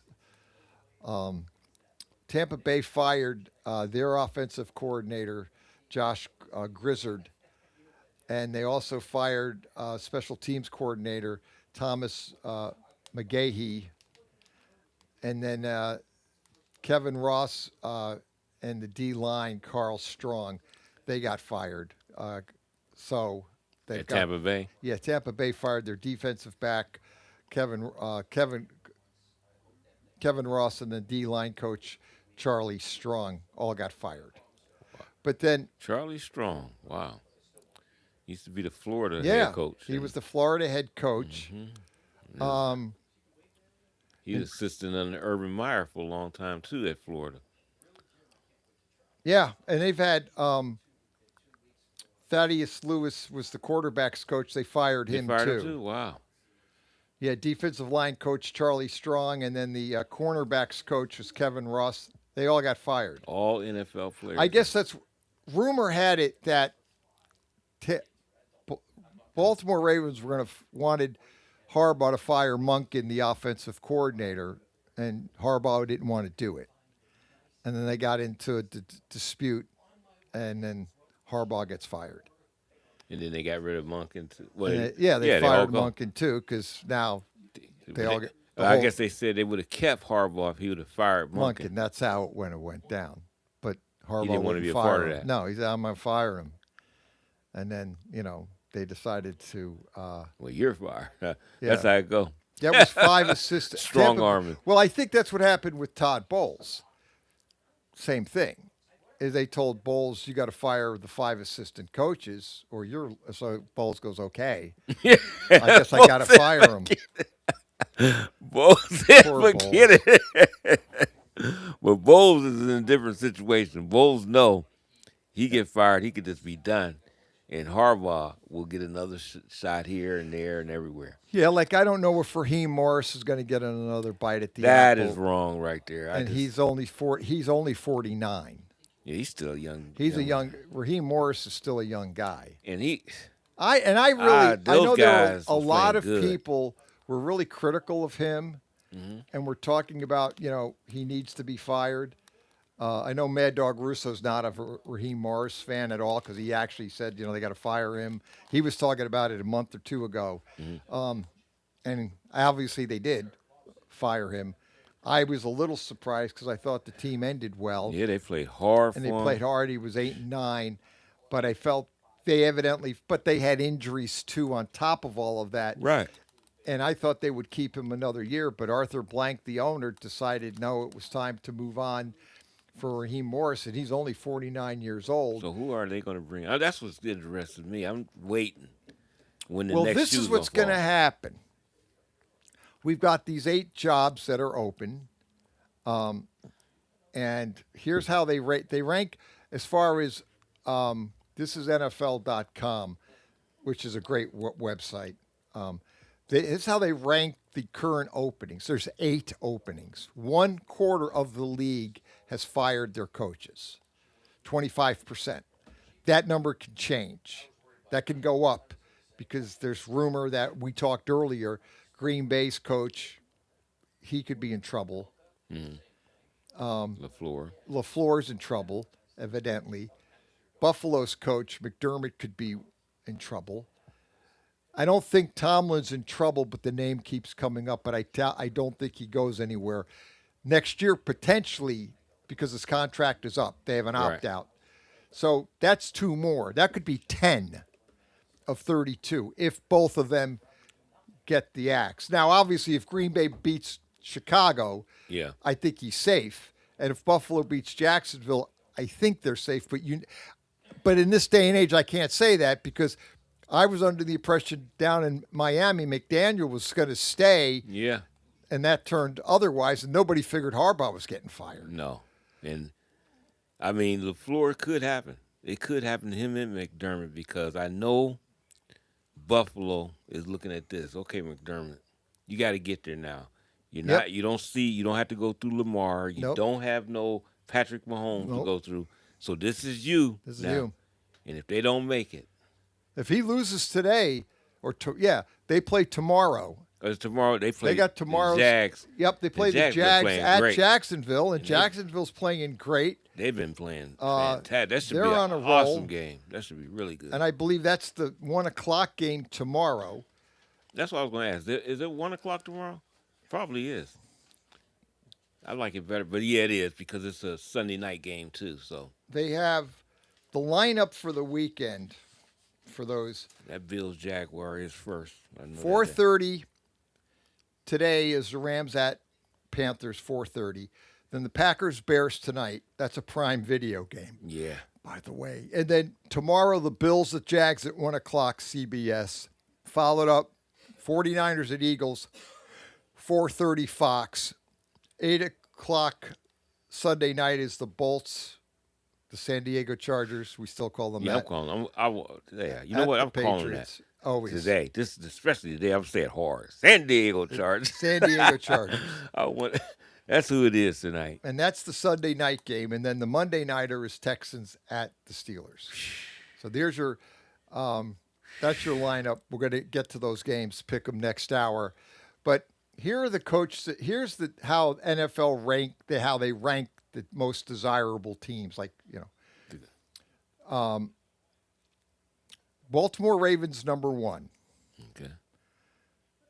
They fired. They talk about you got your quarterback in Lamar. So I mean, I actually think I wouldn't be surprised he gets traded. Well, that came up, and they talked about that on a few talk shows because there was talk about Lamar Jackson potentially being on the trade block. Mm-hmm. There is a problem, though, on that end because it's like the Tua. It's that contract. Yeah. And it all sounds good. Like they keep screaming and yelling they're going to get rid of Tua. No, they're not. Yeah, it's too much. The It's cap. too much cap hit. Here is, if they decide to move on from Lamar Jackson, say like they're going to trade, the cap hit this year and next year, the cap hit is $74 million. Yes. Mm-mm. And then the dead cap hit this year would be $86 million. And next year, the dead cap hit would only be 35, but the cap hit next year is still $74 million.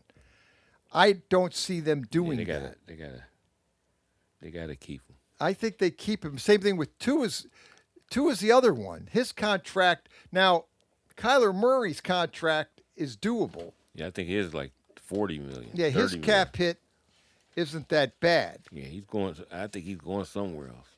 And I think Kyler Murray's going to be on another team next year. Mm-hmm. But they got rid of him, the coach, right? The coach Jonathan is gone. Let's Gannon. Getting back to our coach because we do go off the range here a little. Ravens #1, Giants considered #2.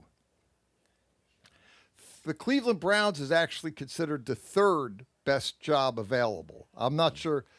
They've got a great defense. Mm-hmm. your quarterback thing is the bottom line is you got two quarterbacks. Well, you have three quarterbacks on the roster. Deshaun Watson's not going anywhere either because his cap hit is too crazy. I play him. I don't think you have any choice. Yeah, well, you need to play him. You let him and Shador and Gabriel compete for the job. Yeah. And whoever wins the job is your quarterback. And then you've got the backup. Well, and I don't know if they could. I don't know if they draft a quarterback. This year has not turned out to be a great year for quarterbacks. It was supposed to be one of the greatest quarterback classes of all time coming out of college. Not so. Yeah, at least from what they say. I just, Fernando. I watched him at California. I liked him, but he came. Fernando's right. But he came on and so I'm very interested in this year because who's going to be a guy that I know we're not talking about that's going to be a very good come NFL out of the woodwork. Yeah, he's probably a good quarterback now, but we don't look at it as being that. And if you thought about Mendoza, if you really just let's eliminate him playing for Indiana and just looked at what he did at California, not bad. No, not bad. Yeah, but you wouldn't look at him like you see him now. No. So anything, you got it's somebody out there that we're not thinking about. I have no idea who it's going to be. But all of a sudden, they're going to step up. Maybe it's Carson Beck. And it could be. I don't know. Now, does he have the demeanor to be an NFL quarterback? Yeah, I could see him being a serviceable guy for sure. But I still think it's somebody else that we're not even thinking about. Maybe it's Trinidad. I want Trinidad to get back in. I want him to go back. Yep, me too. They got to make a rule, let him in. Yeah. Do something. Yeah, get the right form. Get it right. Saturday morning sports page back after this.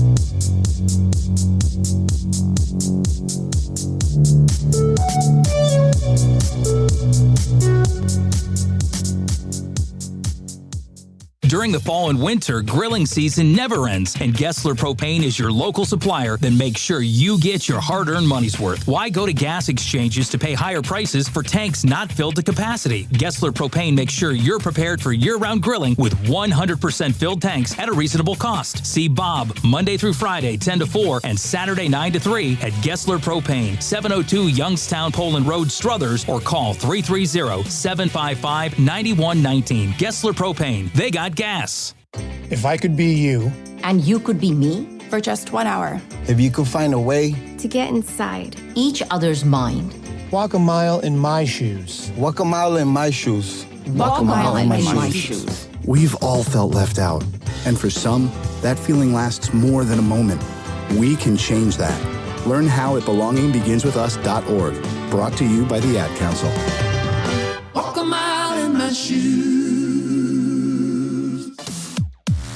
Are you ready to hit the gridiron and make your mark? The Cleveland Cobras are recruiting players and coaches for the upcoming Premier Amateur Football League season. We're looking for passion, grit, and the relentless drive to win. Whether you're a seasoned vet or hungry rookie, your shot starts now. Join a brotherhood, build a legacy, strike with the Cobras. Follow us on Facebook at Cleveland Cobras Football, or for league information, visit PAFLfootball.com to get started today. Team, pride, Cobras. The game is over, but this time, instead of asking how many goals did you score or what were your stats, try asking these questions. Were you a good teammate? Were you coachable? Did you give 100%? And did you have fun? Because those are the values that school sports instill in Ohio's young people, where winning and losing are secondary to the life lessons that will stay with kids long after their playing days are over. This is the Ohio High School Athletic Association. Educate through sports.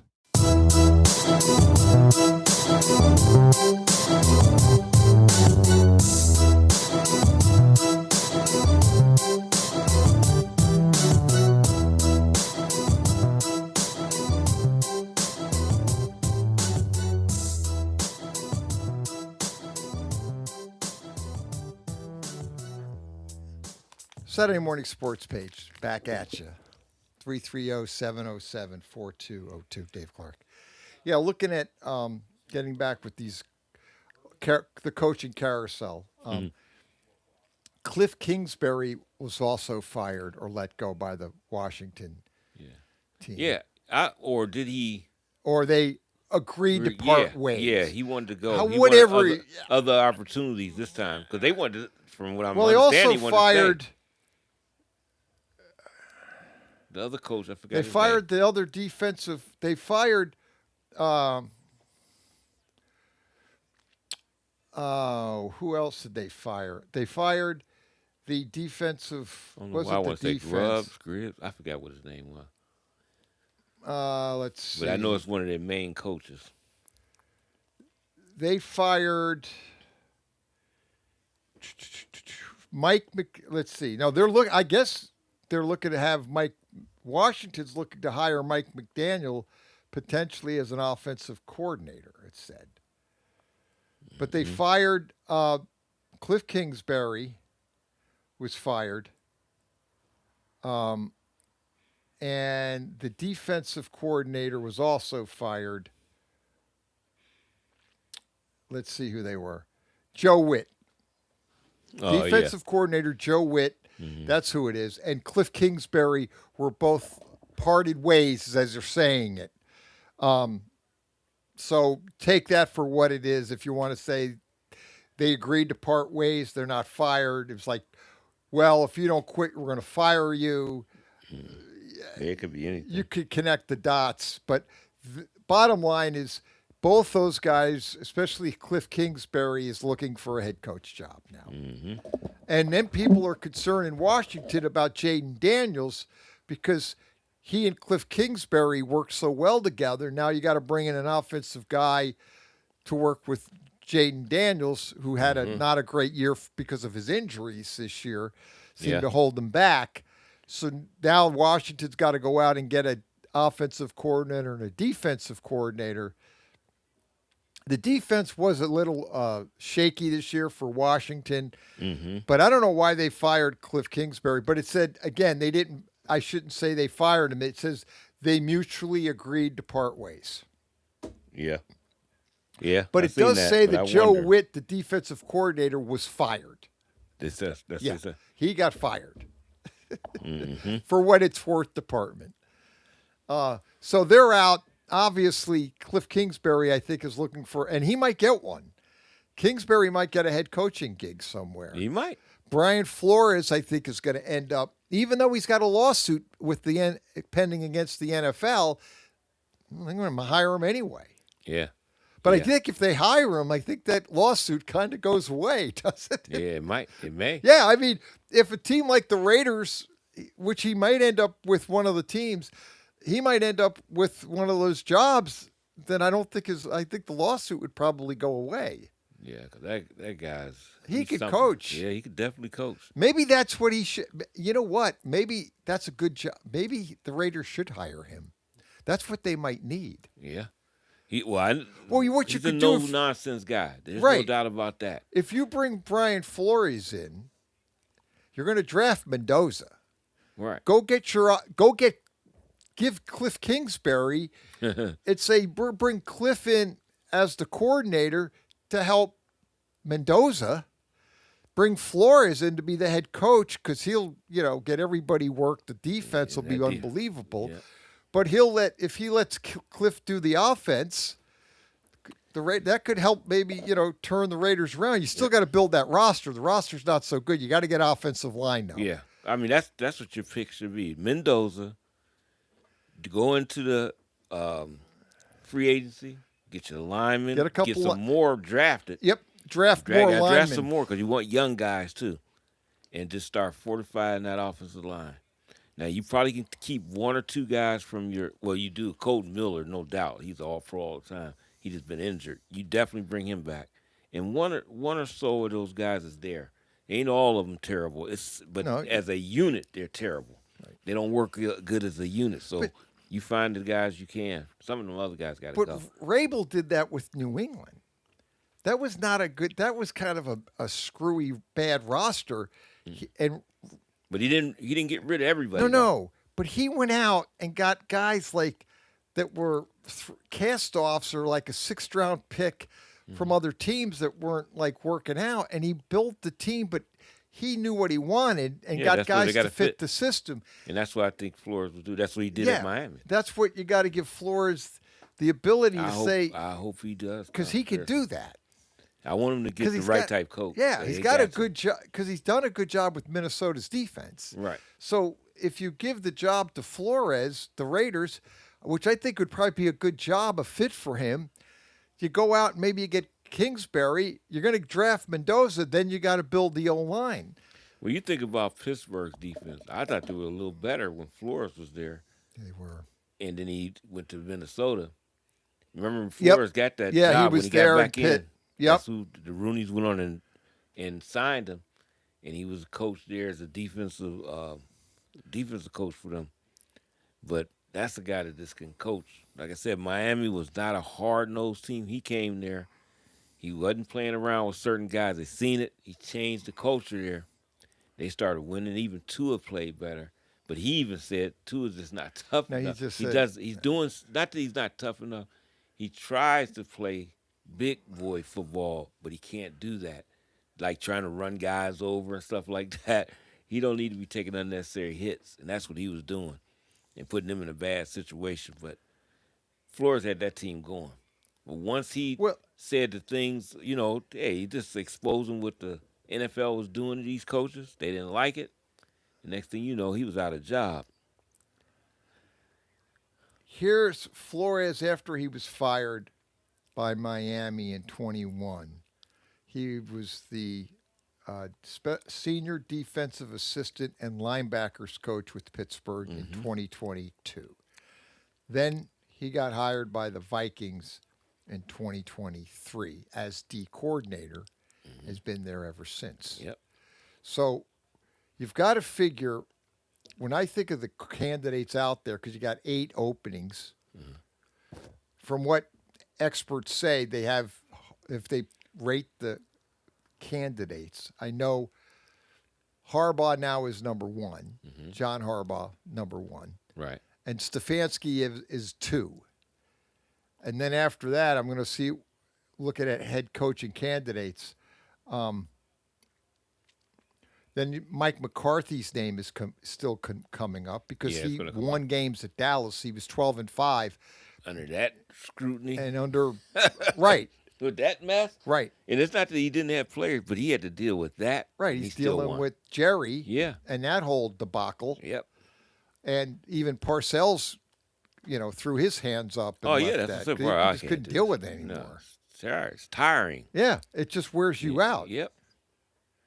And I think ultimately what happened is when you break that down, these coaches it's not so much the coach, it's the system they're in. Yeah. And you have those owners like Jerry wants to do it. He wants to run the team. He wants to coach the team. Jerry Jones wants to coach the team. I thought Parcells aged quickly when he was a Cowboys coach. So. It's like he coached 2 seasons in one. Yep.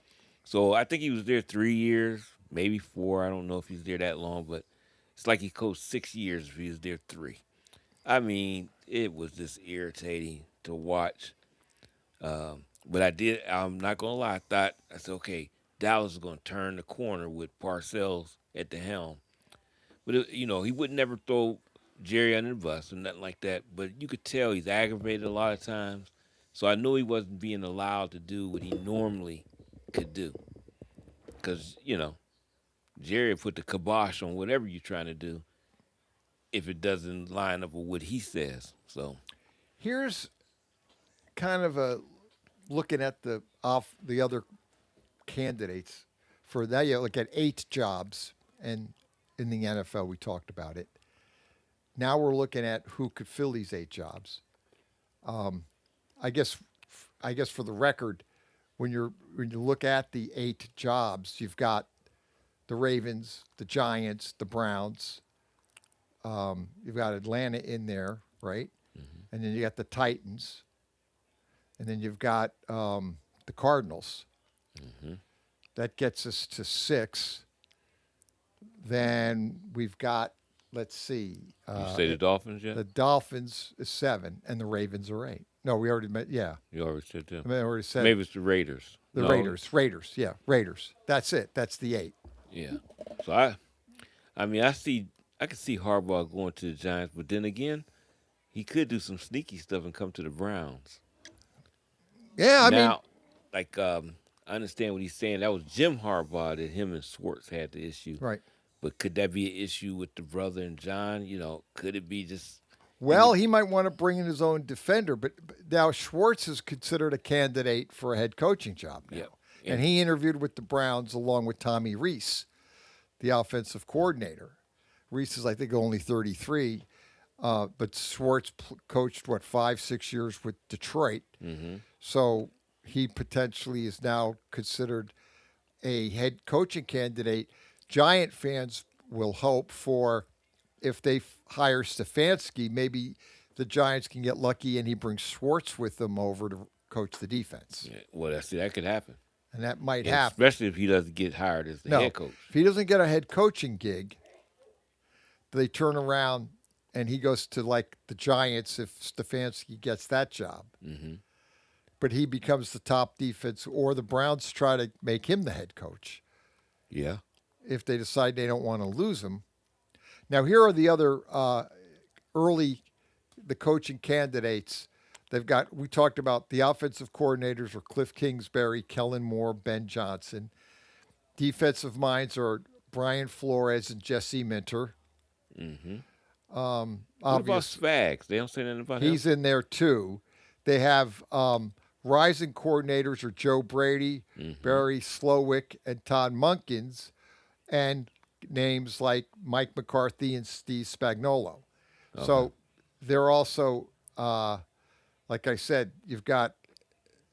this is just the list of candidates, and there's always a few outliers in there too. Yeah.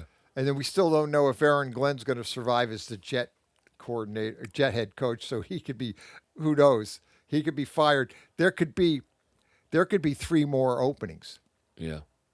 Buffalo, if they decide they're going to move on from McDermott, and Green Bay is going to move on from LaFleur, and the Jets decide, I'm going to fire Glenn because I don't think he can coach, even though I've only given him a year and the organization is, in the dumpster. But, he might just say, I think Aaron Glenn's over his head, and I'm going to fire him. I don't know. Yeah. I don't know what he did. I don't know what he's thinking, but I don't rule that out either. But you could potentially, and I don't know if that would be happen, but you could get 3 more openings here. That'd be unbelievable. Especially when you think of McDermott and LaFleur. That would be more than a third. Yep. But I could see it happening. It could be like, okay, McDermott, this is as far as you've been able to take this team. We gotta get to direction. Gotta get to another level. And that's why. Now I'm gonna tell you this, what you just said is a possibility. You don't see Harbaugh, you don't see none of these guys jumping. They go in and interview them, but they're not saying yes, yes, yes to anybody. Because I think they want to let this play out. If Buffalo loses and they say McDermott is done, you don't think Harbaugh and all these guys would not be interested in taking the Buffalo job? Well, you see, that's what a lot of people are saying. You see, right now, both teams, Love on the other team with a backup like he got, so your quarterback, the most important position, is definitely covered. And that's what you see. That's what you can argue. Yep. That what makes the Buffalo job appealing is you got the guy. Yeah. All you need is to do a better job in filling around him. But I mean, I know we've talked about it, but this is how NFL ranks these teams. We kind of got halfway through. Ravens number 1, Giants number 2, Cleveland 3, Atlanta 4, Atlanta Falcons 4, Dolphins are 5, Arizona 6, Tennessee Titans 7, and the Raiders 8. That's how they rank the current 8 positions that are open in the NFL. Mm-hmm. But that may not be all. There could be more as we talk. Mm-hmm. Could be a lot more. When they call it NFL, I know it's National Football League. It's not for long, right? Especially for coaches, right? And I'm surprised. I see Tennessee being something because they say, "Hey, I got a young quarterback. Yeah, and he's young, so we can build with that." Arizona and the Raiders, you don't know who it is, but then does the job seem appealing to a guy that know we got the very first pick? That's and I just seen this guy play against Alabama and Oregon, and he destroyed both of them. Mendoza destroyed both of those things. He's throwing like precise shots both games. Yeah. So who wouldn't want to be the coach of that? I like that. That's a start because that's your piece. That's it. So you want that. And who wouldn't want Buffalo's job if they lose? Oh, yeah, we want. I already got my quarter. I got a great back, too. And you got a great back. You got Cook and him. Oh, great foundation right there. I mean, offensive and then line, you got a playoff team already. Yeah, it's already. So it's already set. Packers, too. Packers, too. You got the quarterbacks. You got actually. You got running back. You got a backup quarterback. Good. The question's going to be with. You've got Packers. You might have two great quartegree. I know. Malik Willis is developing into a pretty good quarterback. That guy's good. Man. You've got a situation where what do they do? Because they can't. They're not going to be able to hold on to him. No, they might get him for a 2-year contract, maybe coming up. But after that, he's going to go. I believe he'll be a free agent. Oh, it's coming up. He'll be a free agent. I mean, I think Malik Willis can go anywhere, and some team is going to give him money. Like they're going to give him pretty good money. I just like how he plays. I won't be surprised because he looks really good this year. He's only 26 years old. Yeah. How old is Love? Is probably around. They're around the same age, probably. That's why I know he's not going to stay there. There's no way he's sitting behind this year after year after year. You know, I know what you call gets banged up sometime, but nah. Nah, Jordan Love's 27. See, 1 year older, nah. You got to go. You want to be able to go and lead a team. They're like a year apart. Now, let's say Malik Willis let's say all his jobs is gone as quarterback, but they say, hey, Malik, you can come here at the Jets. Nah, I'll just sign a 2-year contract with the Packers for a couple more seasons until I get a shot. I'm not going to the Jets. I got to see some change there. I don't think I'll go there. Because this guy's going to try to excel his career. He needs to be somewhere where he can do that. But he looks pretty good. Malik Willis looks pretty good. Well, it says here he's currently on a rookie deal. His 4-year contract ends in March of this year. So he'd be a free agent. He's a free agent. Mm-hmm. And it says here, Dan Orlovsky of ESPN projects he can earn 40 to 50 million contract on his next year. Mm-hmm. So he's saying that maybe he's Arizona's quarterback. Well, therein lies your other question: is he's still playing under the rookie deal, which is $5.16 million for 4 years. Now he's a free agent. He's looked very good for Green Bay. And if you're a team, you're thinking that could be the future. Giving him 40 or 35 or 40 million is going to be a deal. Oh, yeah. Because if you could sign him up for, say, okay, get him in and say, give him a 3 or 4 year deal, giving him 45 million and how they do it with guaranteed money, that's going to look pretty good if you're in the NFL. And then if you get your guy and then he ends up panning out, then you look at maybe a longer term deal. But you could probably get him for 3 or 4 years at 45 mil per, easy, because the way he's played this year, he could be your starter. Mm-hmm. And that's what the Cardinals could be looking at. Yeah, it's a decent. And they might move on from Kyler Murray and go after a Malik Willis, but he's going to be a hot property. Oh yeah, I think so. Because you got a guy that's not a rookie coming out of college. He's been in the league. He's developed well, and especially in Green Bay. He's really played well. Yeah, and the thing about it, they brung him in during the regular season, and then towards the end of this one, in big games against tough teams, and he performed great. Right. That's the thing I look at. He wasn't playing against, NFL is great, period. But you wasn't doing this against losing teams that were floundering at the time. You did it against the top teams in the league right now. So that's a guy that's, I think, is mature, ready to go. Yeah. But I know the Packers don't want to lose him because you need a backup. You need a good one, and that's what they got. When Love is out, it's not like they lose a lot. I mean, it's not taking nothing away from Love, but I'm just saying they don't look like they lose a lot. And then he puts an extra deception in there with his ability to run the football. So they do a lot of other things with Willis because he's a threat to run too. He doesn't do it all the time because he got a great arm. He puts the ball on the money, but that's a guy that's going to be valuable. Like I said, like you said, I'm agreeing with it. Does he stay in Green Bay? I don't know. That's going to be hard. This guy can make some big money on his next contract. I don't blame him either. No, you got no him. He got to go, especially if he gets the money we think he's going to get. If he ends up getting that kind of money thrown his way, there's going to be, and I guarantee you, I could be wrong. There's going to be a team out there that's going to go after him. Oh yeah, because he could be your starter, and he can move. He could play the position. He's proven to you he could play. And these quarterbacks getting, he's getting.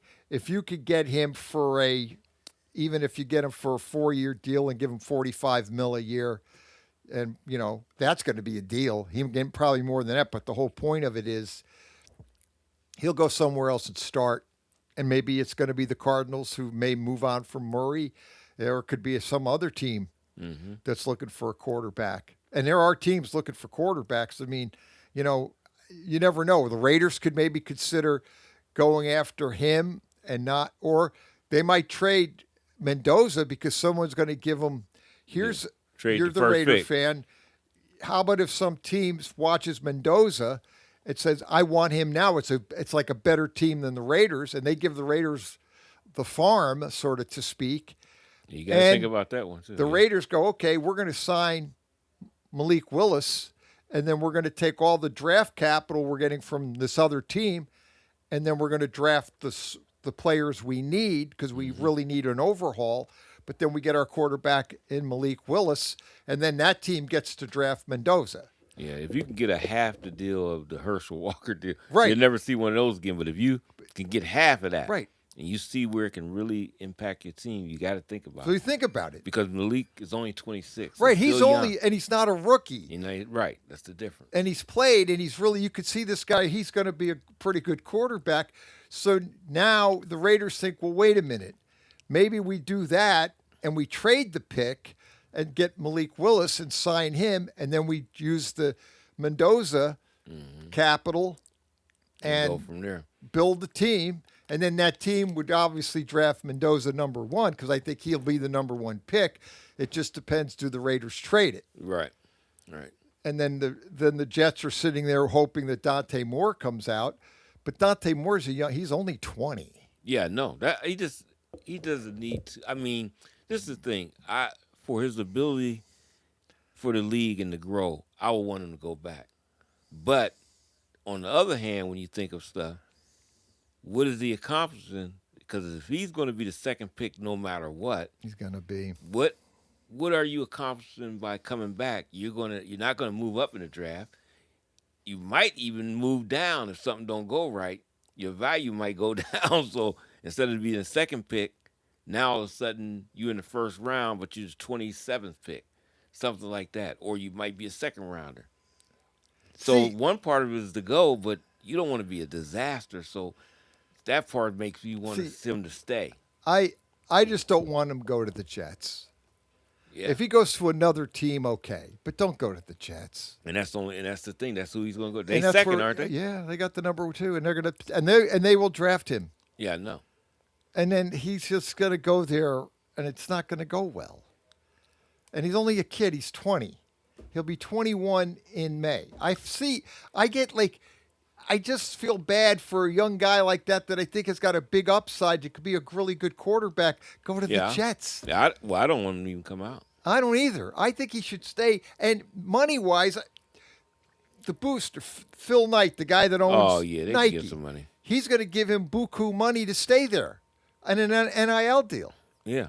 He'll say, okay, Dante, look, don't go out. How much are they? We'll figure how much how much you're going to get if you come out. You're the number 2 overall pick. We know how much you're going to get. I'll match that. I'll give you more than that. Yeah, because they could give him a contract that's slotted because those are slotted deals now. Oh yeah, they all are. So all they got to do is see what the slot. Yeah.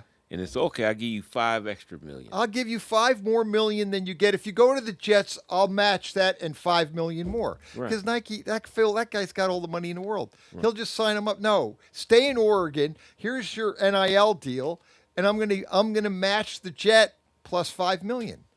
So stay in Oregon for one more year and play. Then now you got about 30-something starts, and you be ready to go. Yeah, and I'll give you $30 million. It might be closer to 40 by the time all next season, this season. Well, if Dante Moore stays in Oregon, you got to figure he'll play 15 more games. Yeah, because you would think that they would be a part of the playoffs once again. You just would think that. Usually, that team is set to go. Now, we don't know what their schedule's going to be like, and the Big Ten can be even tougher next season. May not make the playoffs, but regardless, they'll play at least 13 games because they'll be a bowl team. Even if they don't get the playoffs, they'll get a bowl game. So the way Dante Moore, he played in 9 games his freshman year at UCLA, and then the second year, I think he only played he played like 4 games or 5 games, but then he redshirted for Oregon last year, 2024. This year, he played in 15 games. He played in all the games. So he's up to 28 games. Yeah. Now. Okay. So if he comes back, he'll play in 15 more games. That'll get him up. That'll probably get him up well into the 40s, 45 for 44 games. Hold on. We got to get back. We can do our picks. We want to talk more about what Dante Moore should do. Saturday Morning Sports Page, back after this, Western Reserve Radio.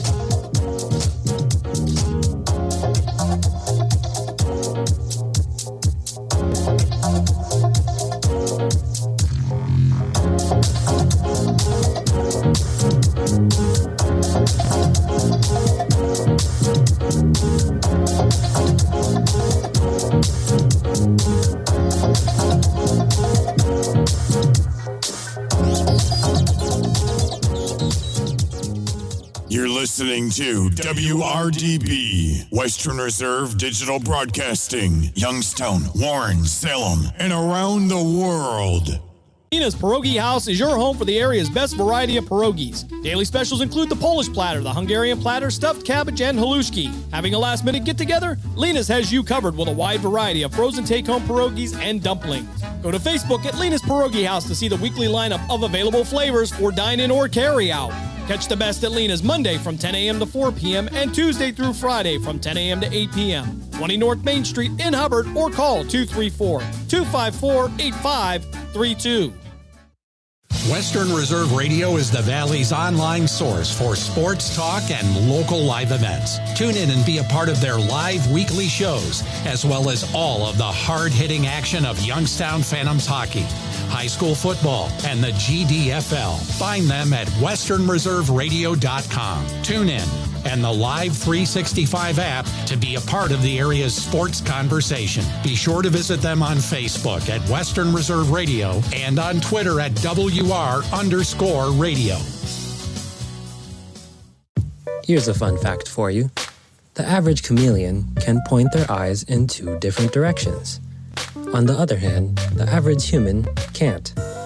So unless you're a chameleon, there's absolutely no way you can focus on texting and driving at the same time. So don't do it, unless you're a chameleon. Visit StopTextsStopWrecks.org.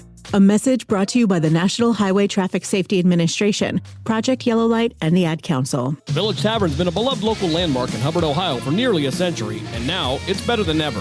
Recently renovated and still serving up the same warm hospitality, the Village Tavern is your go-to spot for great food, cold drinks, and a laid-back atmosphere. Whether you're stopping in for dinner, catching up with friends, or just looking to relax, you'll enjoy a full menu of American favorites, rotating drink specials, and friendly service makes every visit memorable. Be sure to visit the Village Tavern at 746 North Main Street in Hubbard, right next to Repair That Glass. To learn more, go to villagetavern3.com.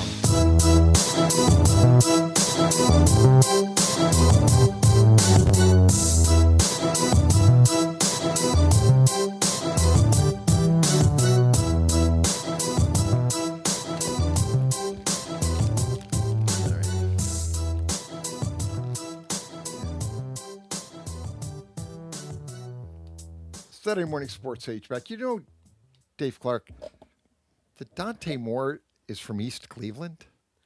Yeah. And then he went to Detroit. Detroit. He moved to Detroit, Yep. and played for Martin Luther King High School in Detroit. Mm-hmm. And then from there, he navigated his way out to UCLA Yep. for the 1 year, and then transferred to Oregon, redshirted, played a couple games redshirted, and then ultimately had his first full year, second, I guess, full year. And so he is eligible for the draft. Yeah, he definitely is. The question is going to be, what does he do? Yeah, see if he declares. I was pleading with Dante Moore, don't I don't go want to the Jets. Sometimes Don't come out and go to the Jets, please. I know. I worry about it. I mean, because I just but it might happen. It might happen. Because, like I said, on one part, you look at it, the only thing I can be is the number 1 draft. The biggest thing is I can go way down from number 2 next year. I could easily happen. So, my like they say, like, what's our guy that was that? Cardell Jones. You got to go when the temperature is hottest. Strike when the fire's the hot. So just go. Yep. You know, that's what Cardell didn't do and should have done. Yeah, he should have did it right then. Cardell, after the Ohio State Buckeyes won that national title, he let Urban Meyer talk him out of coming back to Ohio State for another year. And he was, Mel Kiper was projected Cardell to be a later first rounder. He would have had first round money if he'd come out. Some team would have drafted him. Mm-hmm. And he came back. I think he went to the 4th round to Buffalo or Buffalo or San Diego. I look it up, but then it didn't work out for him. Right. But if he'd come out, I always say it's really weird, but if he comes out and goes to a different team as a first rounder, maybe he ends up having an NFL career. Mm-hmm. You never know. But I think that, getting back, I think there's no problem with getting more money because, Nike, who owned that Phil Knight, who's the Oregon alum and loves Oregon and pretty much takes care of those players with the NIL deals. Right. He would definitely give Dante more money to stay there. Yeah. Yeah. I think he would. Yeah, I think so. This is going to be interesting It'll the be next couple of interesting. months. Even though the NCAA wants to limit NIL money, this is the thing that I don't understand. Not is gonna do because it's like, not to go down this rabbit hole, but bottom line is they want to try to limit what schools could spend on NIL. But what if a guy like, I'm using him, Phil Knight, that owns Nike, says, well, I don't care. I'm going to pay I'm paying him an NIL deal. I don't care. It's not the school spend. I'm going to spend my money and keep the guy. Right. And I'm offering him his own NIL deal. I don't care what the limit is. Yep. How are they going to prevent that? Yeah, they can't. I mean, they can try to spend all the millions They'll and lose millions it in of dollars. court. Right. Because they're going to get, they've already lost every court case. I would never take nothing else to court right now because now they're going to lose. Yeah, and that's what happened while we at where we at right now. Right. With everything. I mean, they took them and got things changed. People don't like the portal, but that's the thing. They said, hey, they should be able to freely go, just like these coaches freely go. Because the scholarships are year to year anyway. That's right. That's why they said it. They should be able to go. They're all under 1-year contracts. A scholarship's always been that way. Mm-hmm. So the only way, they get out is if teams cut them from the scholarship. Well, now the kids got the option to go. And everybody, what cracks me up is coaches use the portal. They all complain about it, but they also turn around and get the players off the portal to help their teams too. Right. So the same coaches that whine about it say, oh, the portal's so terrible, makes my life so miserable. Yeah, but you turn around and recruit off the portal to build your team. Yeah. And to your point, and you brought this up, I know I was always critical saying the ACC is a basketball league trying to play football. And granted, I think I mean, when you think of that, ACC, you will think basketball. Now I stand corrected because now with the portal, yeah, that changes everything. It changes everything. Every conference. Every conference is they're all the same. Yeah. All these conferences are all bidding and they're all fighting for the same players. And it's got more parity in college football than it's ever. Yeah. Because guys can transfer, and who's to say the second string guy, and I've said this 100 times, doesn't mean the coaches are right when they evaluate their talent. Yeah. It doesn't say, if I think a guy's a second string tackle, okay, I might be wrong. He could be first string if he goes to another school. Or the third string guy maybe is better than I think he's down at third string. Or our first string guy is so good, these guys are second and third. But if they go to another team, they're first string. Yeah. And you're giving these kids options to go. Yeah, and guys can find out if they can play. You want to know? Right. You want to know about somebody playing? I like using, what's his name? Jacoby Crosby Merritt, the running back for the Redskins. Right. He only played 2 college football games. He kept getting transferred around. They say he was ineligible. Then they say he's eligible, back and forth. Right. He played for Arizona, I think, 1 game, and one other school, 1 game. Right. And then he got drafted, and he was like, oh, and he's the starting running back for. Yeah. And the guy can run the football. He always showed he could run the football. He was a great talent. That's why they know they can go to that portal and find a guy. I don't care he hasn't been playing, and all of a sudden he is, and see how good he is. Who thought anything about Trinidad Chandler? Nobody. They go to the portal, get this guy from Division II. He played Division II, won a national championship there. Go and get him. That guy looks great there. I look at the running back for Miami, that Brown, number 6. Yep. He also was Division II, won a national championship, and then came there. Well, not to the Division I AA, both of those guys, because I forgot he played for North Dakota State. That Brown, that running back. But they showed that they can come to the next level and perform perform just as great on that level. So that portal changes everything.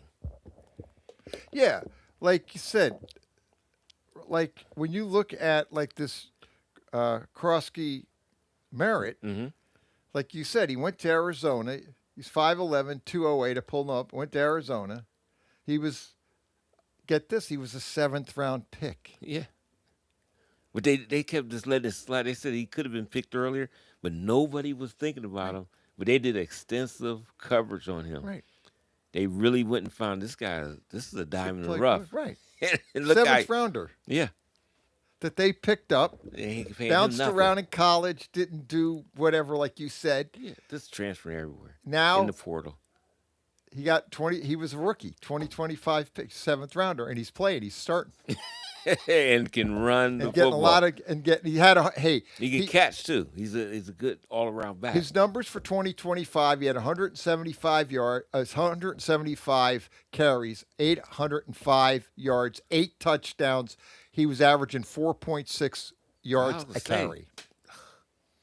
And there's a guy you got in the 7th round, who was like, let's use this. See, that's why these owners and these GMs don't like to give draft picks up. They don't like this was on, I think it was Ernie or Corsi was on, and he said that. He goes, Mad Dog's going on, and Ernie's really a great guy to listen to. He's good, like he's an older guy. Mm-hmm. He was the GM when the Colts drafted Elway. Yeah. He's in that piece. Because he's with the Giants and the Browns. He was with the Giants and the Browns earlier. Yeah. Great football mind. But he said that. He said to Mad Dog, he goes, you don't understand. These owners and these GMs don't like to part with their draft picks. They love these draft picks because of a guy like this, like a Jacory guy. He's the kind of guy you get in the 7th round and he's starting. That's what you want. And but I keep saying, like with Shador, I tell my buddy, he's not going anywhere because he's got a 5th round contract. Right. So this Jacory's got a 7th round draft. He's got a 7th round contract. These contracts are all slated. They're paying him nothing. Right. To NFL standards. Right. They're not getting anything. In the NFL world, right. And the best thing you can ever have in the NFL is getting a player who's outperforming the contract. Mm-hmm. Because when you have players that outperform their contracts, you usually win. But the point is, you get a guy like this in the 7th round and he's starting for you. You're paying him, in NFL terms, next to nothing. And you got a guy averaging 4.6 yards a carry. Yeah, and he runs the ball with And he authority. runs the ball good. Yeah. So, I mean. But this is like, again. That's what colleges is. They get better and better. And Right. And you're right. You probably can't say.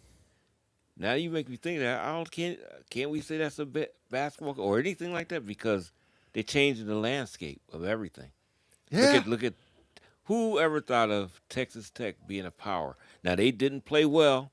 No, on in offensively. the playoff they had a their bad defense day. was great, but their offense stunk. Yeah, they didn't play good. So now I forgot the quarterback that's coming there. They got the #1 transfer portal guy. You probably can find that. The #1 quarterback that was in the portal is going to Texas Tech. And they got the #1 something else too that's going to Texas Tech. One thing to keep in mind too, here's what I need to keep a couple things in mind. Look how Indiana played last year in the playoffs. Terrible. Yeah. Right? They played bad. They were in over their head. Signetti got all this criticism from a lot of different people. Mad Dog Russo was down on him. Yep. But he had a plan, didn't he? Yep. And I said,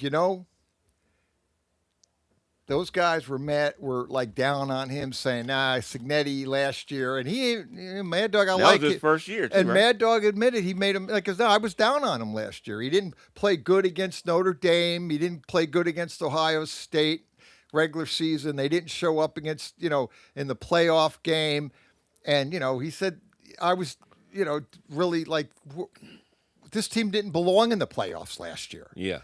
They got in because they had a soft schedule. They got blown out by Ohio State, so they didn't belong in the playoffs. They get in and they get basically outclassed and beat by Notre Dame soundly. Mm-hmm. So you banish the guy. Look what happened this year. Mm-hmm. So all those people now are down on Texas Tech because they got shut out by Oregon. They're down on them. Yeah, but be careful. Yeah. Texas Tech could be next year's Indiana team this year. Yes, that's true. Never rule these. Just because a lot of these teams have to learn. Indiana kind of went through that process last year of learning, understanding, but now he got Mendoza to transfer from Cal, and now all of a sudden they're on the verge of winning a national title. They're one game away. Yep. And the portal closed another week? Yeah. 16th or something like that? Yeah. So about 6 more days, you're going to see some more teams, even these teams in the national championship, because I'm looking at Indiana. Now, his brother, Mendoza's brother. Yeah, he's the backup. Yep, and he may be the quarterback next year. Miami will lose Beck, but do they go to the portal once again? Sure. I think they would. It would only be smart unless that whoever's on the roster is really a guy that could be good. If not, I want to keep my winning ways. I have to go to the portal and get a top-notch guy. Yeah. And they're going to be there. There's somebody there. I believe the quarterback that you are referring to is Brendan Sorsby, who's the Texas Tech new transfer quarterback for 2026 season. Highly talented dual threat from Cincinnati. Yeah, that's it. Brendan Sorsby. Yep, he's going to be Now he's be at Texas Tech next year. He's at Texas Tech. And I think he's better than Morton that is there now. Yeah. I think he's a better quarterback, so they just make it their He stuff. actually played at Indiana and Cincinnati. He has over 5,600 passing yards and 45 touchdowns combined in 2 seasons with the Bearcats. So there's your guy, ready to go. Ready to roll. Turn him in and go. Now, again, I take Indiana last year. They didn't play very well in the playoffs. And against Ohio State last year, they got totally outclassed and outclassed by Notre Dame, right? Mm-hmm. So Signetti put it together, got the quarterback he needed in Mendoza, got the team around him. And again, it could happen to Texas Tech. So when talk radio get real critical, just remember, like they're very critical of Texas Tech this year, not showing up. They're not any good. I heard Mad Dog going off about it, but I'm thinking in the back of my head, don't rule them out for this year coming up. Now they got the quarterback. Yeah. The most important position on Right. the field, always, you got to have a quarterback, and they Right. got one. Yeah. And like I said, I think he's an upgrade from Morton. Morton wasn't bad, but I think this guy's much better. And Texas Tech got the playoffs, didn't play very well. Could have been nerves, a younger team. Now, though, they've got that under their belt, a lot like Indiana did in 2024. Look what they are in 2025. Could Texas Tech be that team, that Indiana in 2026? That's what makes it so. I'm glad they did just do the one portal instead of having just a mass just have race. the one. Yeah, just had a one, and get your recruits plus what you can get out of that portal. See what you got. See, I think the portal's good. I know everybody's complaining about it, and these people. I get tired of coaches leaving. Yeah. I'm here to really build this program out. No. And somebody over here gives me 20 more million. See ya. Lane Kiffin. Bye-bye. Yeah. Yeah. He done left a lot of places. Right. USC, everywhere. You can talk about and all like I said, he has a short, he's a great coach, but and I know that how long will he be at LSU? 4 years. I give him 3 to 4 years. Yeah. He's not retiring from LSU. No. If he goes, I won't be surprised. If he went to double digits, I would fall off this chair. I would not rule out this with Lane Kiffin. He goes into LSU and wins a national title. Oh, he's gone somewhere. Not only that, I don't rule out the NFL with him. Because he was there at the NFL at one time with the Raiders many years ago. Oh, yeah, no. But I would not rule out a return to the NFL with Lane Kiffin. He has a couple national titles with LSU or close to one.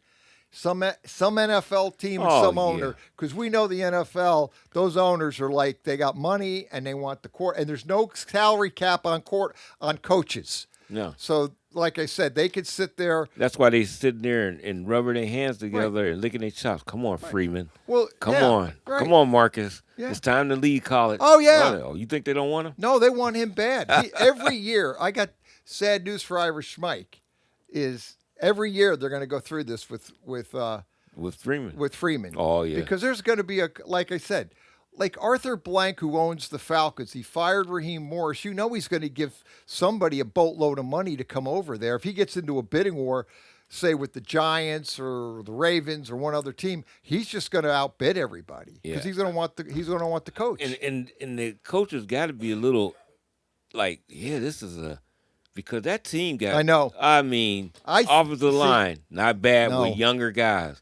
Quarterback, you got a young one and an older veteran, and they're both good. Running back, Bijan, that the guy best in is the league. Man, that guy's ridiculous. Yeah, he is ridiculous. Oh, he can run.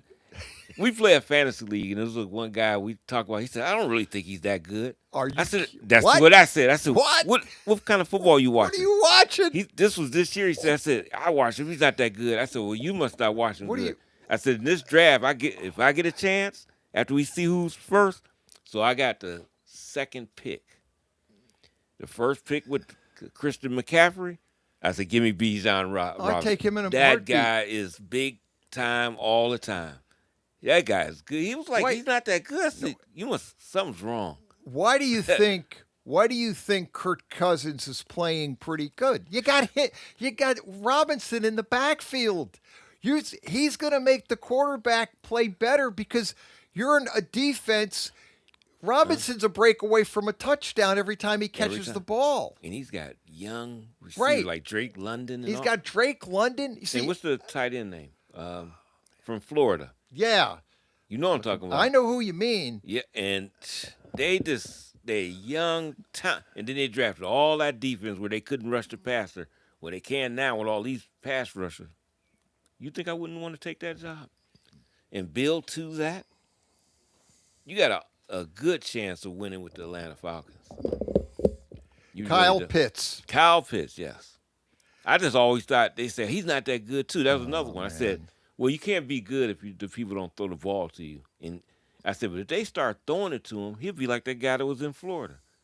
Yeah, they got that other guy, Charlie Warner, who's not too bad either. They've got guys. They got a lot of. See, I think when we're talking about these jobs, I think Atlanta's one of the best jobs to get to because that team is loaded with talent. I know. And I think the problem that's what sadly got Raheem Morris fired is because Blank thought this team is way too good to be 8-9. It's on you, which I think is a little harsh. It's a little because harsh. I think Raheem's a solid coach and. I But they think do they got should. talent. I was surprised he wouldn't give him another bite at the apple with that team and Yeah, bring one more time. everything back and keep everything together. Yeah. Instead of now getting rid of him and all the coaches, but they fired the GM too. Yeah, they did. And so maybe that's what happens is they fire a GM and coach, because that's why I don't think Shane's going to make it with the Giants, because I think at the end of the day, Yeah. you're going to get a Harbaugh, or you're going to get, and they're going to want their own GM. And you know who else? The Cleveland Browns, honestly, with that foundation of They the got defense, a good, solid team. but that draft that they had, Yeah. that is the best draft. That's one of the that I best think drafts they ever had did, last year. ever. Yeah. I mean, that thing was great. The guys they got like that. Well, Oh, the this rumor, there's people think they should trade Myles Garrett and try to get a bunch of draft picks for him, but that the salary is going to be too much to move now. They should have traded him before the Yeah. salary. They waited too long. Yeah, he's got to be there. You just got to go with that. But I think you got to go with they him. got some great but they got a foundational great pieces. foundation around him. It's Yeah. just you've got to work Build that on offensive line, right? the offensive line, and then you've got the quarterback. But you've got quarterbacks there. I Yeah. think with the line getting better, and you've got Shador and Dylan Gabriel on good contracts. And to be honest with you, And give him a year. I want Watson to get back to the Watson of Houston. Because those guys are young. Yeah. We can play him two more. We got to get rid of him because that contract too big. Unless he takes you to close to a Super Bowl or something like that. Other than that, I see you.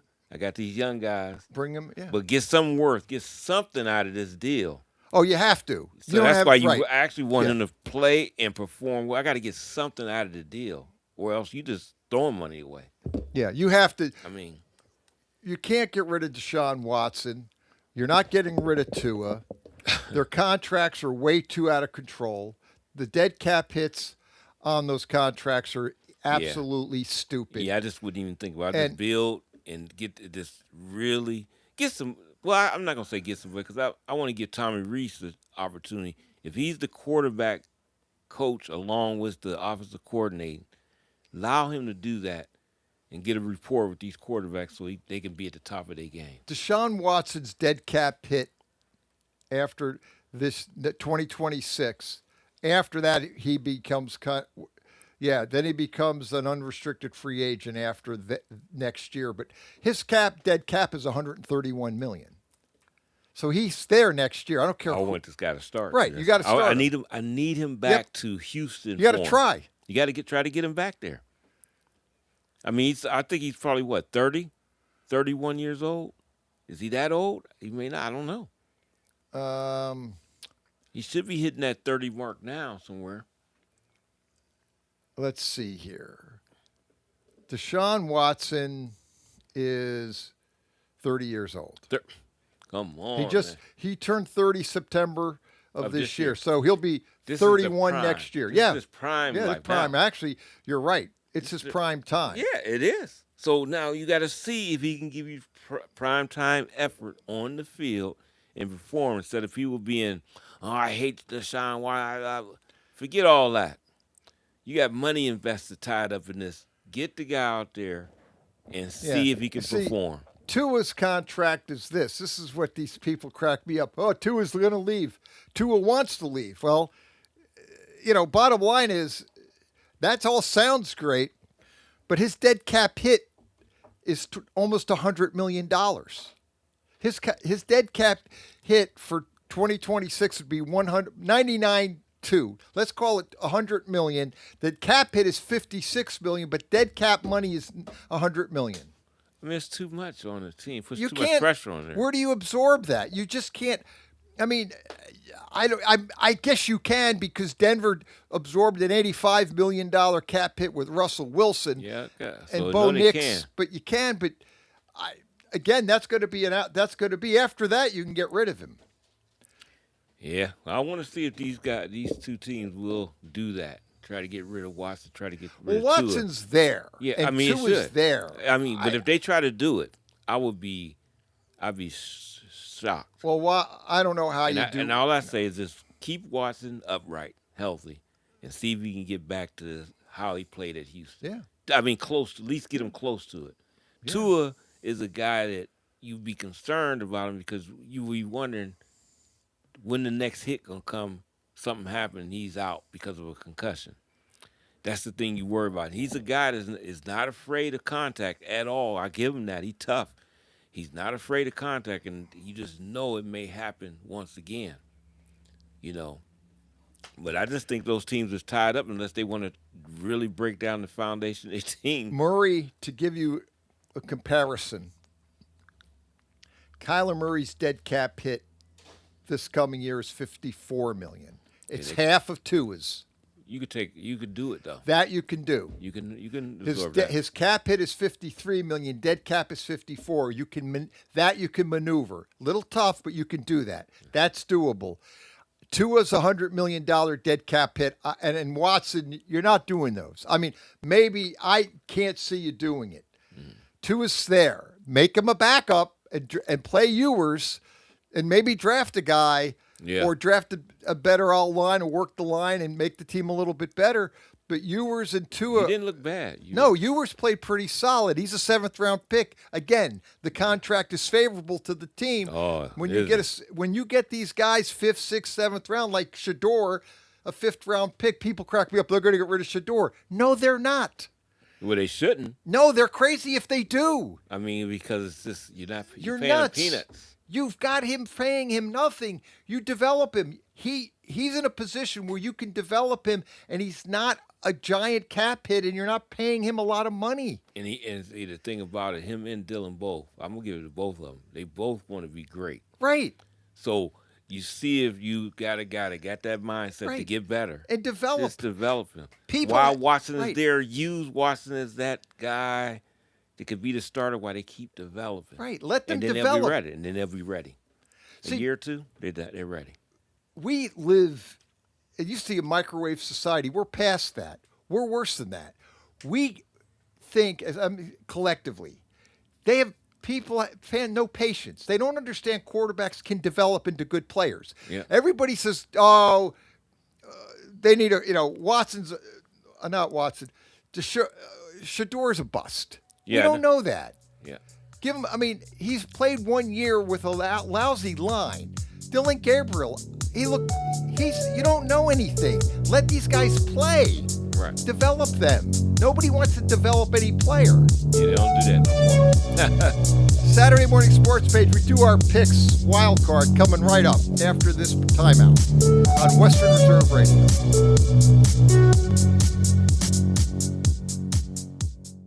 Tom has been a teacher for over 40 years. One day, I think one of the students had asked the question and he didn't remember the answer. And I also noticed that he was letting his class out earlier than they were supposed to let out. I was really starting to worry. Levi and I talked about how it would change our lives, but he was there beside me.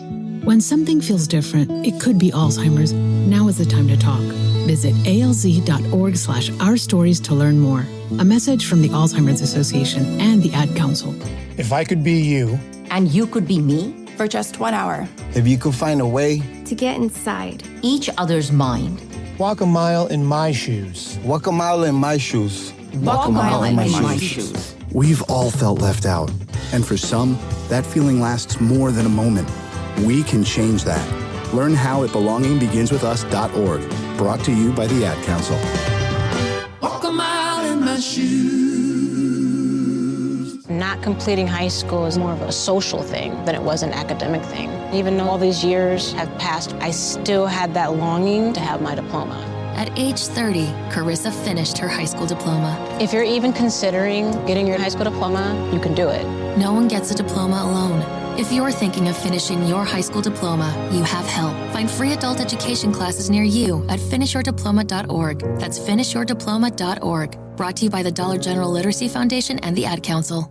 This is Jerry Snodgrass, Executive Director of the Ohio High School Athletic Association. One of my long-standing goals is to help people understand that high school sports are about so much more than wins and losses. The OHSAA promotes education-based athletics, where sports are an extension of the classroom. Our schools all want to win. There's no doubt about it. But at the end of the day, it's all about sportsmanship, leadership, and making certain that academics are a priority. Thank you for your support of high school sports in Ohio.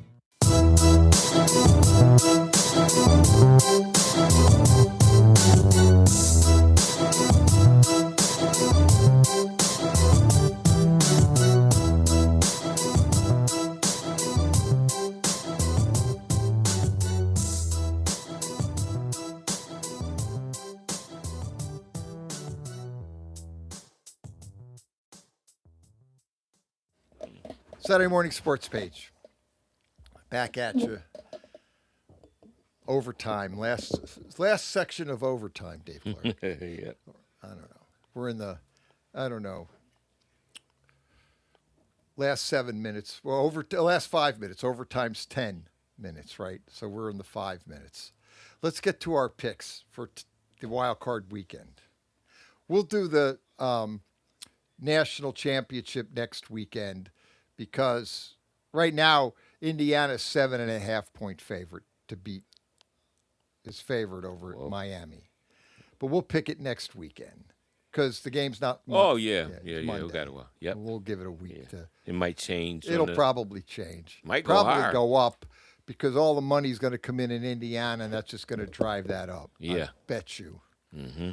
Let's go to this weekend, wild card weekend. One of the best weekends in all of the sports calendar. Would you agree to that? Well, yeah, for sure. Definitely. And next weekend is always a great weekend. Always. There's Irish Mike calling in. Hey, you know what? Why not? We might as well get Irish Mike to pick some of these games. Let's do that. Saturday morning sports page. Good morning, Pat. Good morning, Dave. How you guys doing? Good, Irish Mike. Good. I'm glad you called. You know why? Yes. What's that? You're going to help us with the picks this weekend.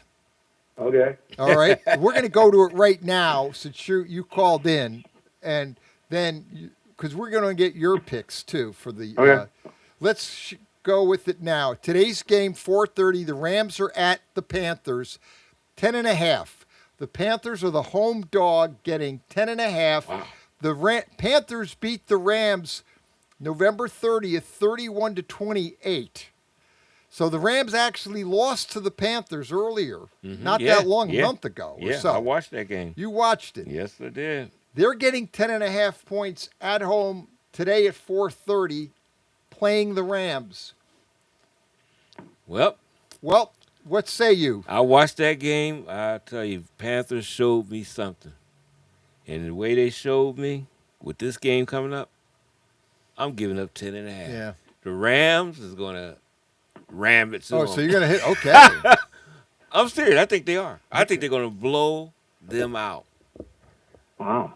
I don't know why I feel that. I don't know why I feel that. But you're getting Devontae Adams back. You're confident on this kid. I don't know why, He's though. got the confidence. I don't even like the Rams. I don't really like them. They got a little bit in my What heart, do you but I don't like them. Well, I like the Carolina Panthers just as that because a lifelong Browns fan. I don't have to hear about the Tampa Bay Bucks and Baker Mayfield going 8-9 and making the playoffs. So a bad team is going to make the playoffs, and that is definitely the Carolina Panthers. I'm going to roll the dice and say they can keep it close. I'll take Carolina at home in the points. I think the Rams win, but they keep it closer. Okay. I have a question. I was looking at. I should have known this. What is the weather going to be down there? Isn't it going to be a rainy day in Carolina? Ooh. I didn't think about that. That's always a factor down there, boy. Yeah, I mean, that could be... I don't like when you get no rain down there. It could be anything. It could turn into a monsoon down there. Yeah, I was just wondering about that because, let's see. Charlotte, here it is. North Carolina, rain. 90% chance of rain. It's going to rain. They're going to have some rain down there. Man, what time is it? That's 4 o'clock, and the rain's supposed to start at 4 o'clock. Wait a minute.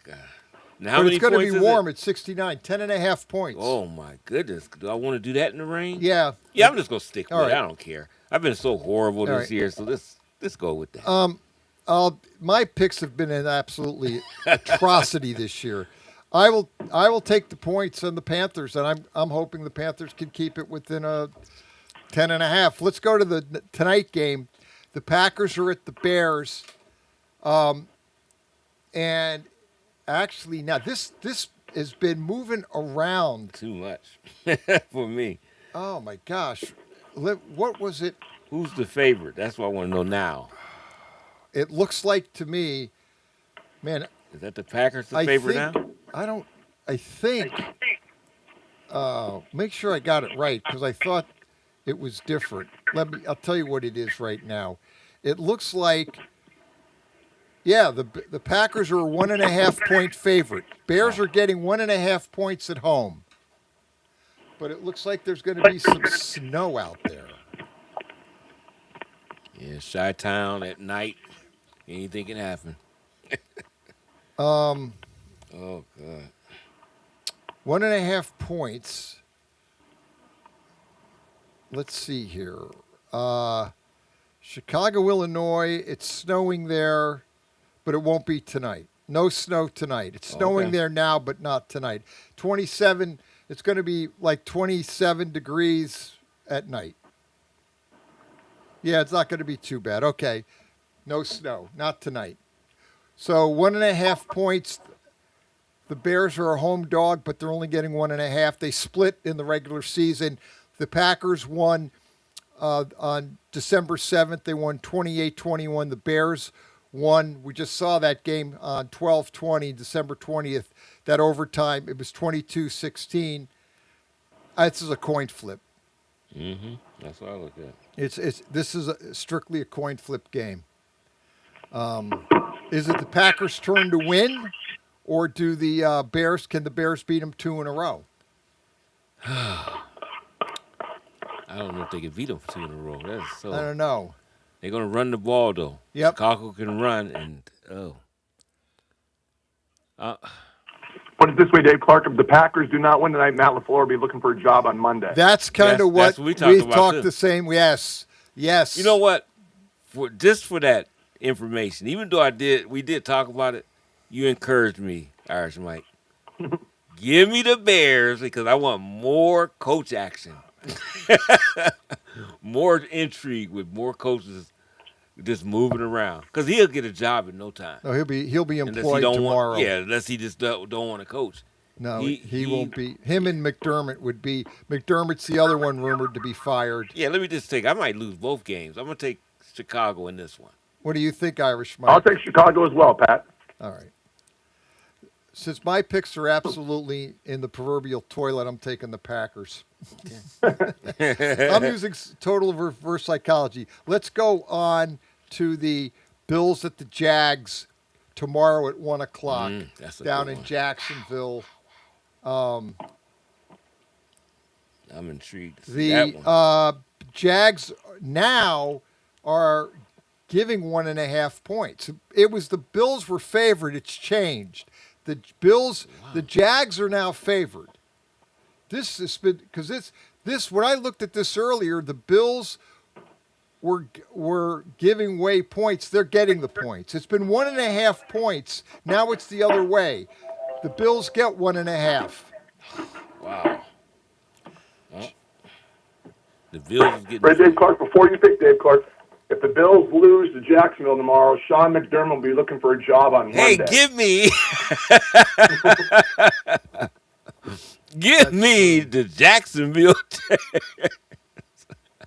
That's there. You know what? That's not nice. I should be doing that. But it's true. Taking the guys. But the but Jags it is are true. hot. That's a true statement. They playing good. And the Jags are 7-2 at home, and they're on a roll. But the team that can stop that roll, I believe, is that team, the Buffalo Bills. The Jacksonville Jags last lost. I mean, I'll tell you one thing. This is amazing. The Jacksonville Jags are on a roll of rolls. The last time the Jacksonville Jags actually lost a football game was November 9th. They lost to Houston 36-29. Since November 9th, they have won every game. Wow. 8. They are on an 8-game winning streak. I got a question for you. I just wanted, even though you know how I feel about NFL, I don't care the low totem. They still good. They're NFL players. Yep. But I want to know the teams, the 8. Okay. Just to see who they have. Here are the 8 teams that they've beaten. They beat the LA Chargers. Well, there's the San Diego Chargers. Yeah, that's right. Arizona, Tennessee, Indy, the Jets. At Denver, they beat Denver 34-20. Oh, they smoked that. I watched that game. It was worse They than dominated. That. Yes, Yeah, that wasn't the close game. No. At Indy, they won, and then they absolutely annihilated Tennessee last week, 41-7.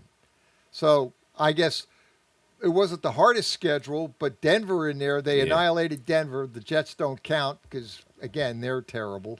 And the Tennessee Titans aren't any good. And Arizona, they needed overtime to beat Arizona. I am going to take, even though Irishman, you got me fired up to do it again, but you did. I'm gonna take Buffalo this time, though.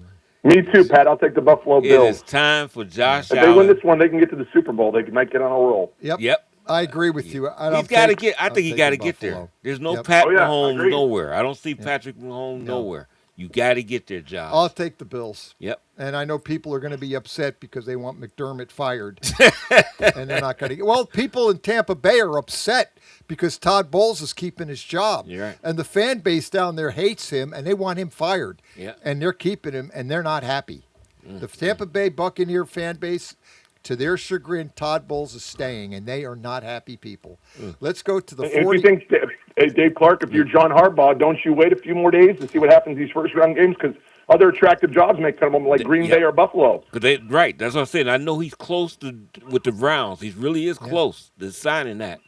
But I think I wait to see if Buffalo, what happens with them. Yeah, because that's you have to. Or in Green Bay, absolutely. Both of those places is great to go to. Because you got quarterbacks. You got the quarterback. You set. You're set. Let's go to... I remember Mike Tomlin got that Steelers job back in 2007 as a young 35-year-old coach. Yep. He was told early in his career, the first head coaching job, a wise old owl told him, you want to take a job that has a good young quarterback. So when the Pittsburgh job opened with Roethlisberger in his third year, he said, that fit the criteria that I was told early in my career. I'm taking the job. Yep. That's it right there. Let us move to the 49ers at the Eagles.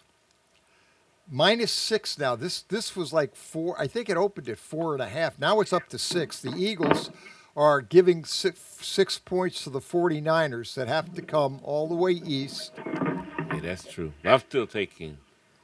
I want my Eagles to win, but I'm taking San Fran in 6. It's 6. It's not 6 in a hook. It's 6. No, right? It looks like it's just a plain. See if it yes, changed. it was lower at one time, and I said I don't know about that, but it's all the way up to 6. I'm thinking they can. No, they can it's still -6. It's going to be 44 degrees and sunny in Philly, so it's going to be a good day for a game. It's not going to. If they get Philly's A game, it's over. Yeah, I'll take Philadelphia, Pat. I'll take Philadelphia. Dave's right. I'll take Philly. Yeah, if they get their Philly's A game, it's all over with. But if Philly is sputtering, they still could win. But I think San Fran. Here's keeps it another thing. Now there are people in Philadelphia that believe that if Sirianni loses, he's out of a job. Yeah, well, I don't pay attention. From living in Philly, I don't listen to those people because they're nuts. They're nuts. Yeah, I already know they go crazy. They're crazy. All their sports. They're all Phillies, nuts. But 76ers. There's people whatever. in Philadelphia that really believe that if they lose at home to the 49ers, they should fire Sirianni and get another coach. You're going to hear that. And they're going to wonder what goes on, but it has happened to them. They lose Gannon and the other guy, I forgot the other guys. Yeah. And they went. They didn't Steichen? Yes, yeah, they lost Steichen, and then they couldn't win the next year. Couldn't win the next year. Then they get Kellen Moore. Yep. They sputter the next year. Then they win it. They win it. Then he's gone. Now and they don't look sputter right. again. Yeah, I was going to say a lot of players on Philly's roster, Dave Clark, do not like the Philly head coach. So if they got beat tomorrow and he was on unemployment on Monday, that wouldn't surprise me. Even though he won the Super Bowl last year. I don't. Yeah, they're not crazy. I'm being honest with you. I'm not being funny. I'm being dead serious. I think you're you heard right. the players don't like him a lot, right? Yeah, the players don't like him. Yeah, that Brown wide receiver is going to end up somewhere. He'll be in New England next year. Brown, because remember he played for Mike. Yeah. He played Mike Vrabel in Tennessee. He likes Mike Vrabel. He likes Vrabel, and Vrabel was upset when. Yeah. that was a big argument. Because he didn't know. Yeah, no, Vrabel didn't know. They did that out from under Vrabel. He was upset that they got rid of A.J. Brown. He didn't even know about it. Right. When he was with Tennessee, he goes, "I can't believe they got rid of my number one guy." Yeah. So you're right. If Brown's a free, well.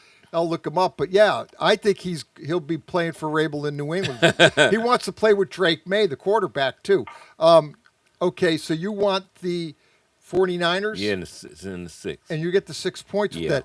I was going to go with the Eagles, but I like the points and the Niners. I think the Niners can keep it close. And if they play right, they'll win that game. I think say they always play. I don't know why they play such a good game. I think the Eagles win it, but they don't cover. Yeah.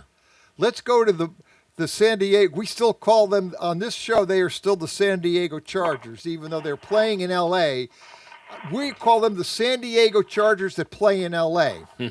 So they're at New England on a Sunday night game, And I know, Irish Mike, you're going to watch the Golden Globes instead of the game. Ugh, painful. Yeah, I know that. Those Crap. shows just That shouldn't even be on. No, those. I wouldn't even put that on radio. I'm not putting no. Three and a hook. Oh, the that's Bolts, all? The Bolts only get 3 and a hook on the road in New England. And it's going to be 35 degrees in New England and okay. Even though I think that's the team that could beat New England, I do think they got some formula to beat them. But you got to come all the way east. East. Cold. I'm just taking the Patriots. How about you, Irish Mike? I'm taking the Patriots. I'll go with New England at home. I agree with Dave. Me too. Yeah. I like the Patriots at home. Well, the last one is the Monday Nighter. It's a hard one, too. The Texans are at the Steelers. Obviously, the Steelers coming off the mammoth win.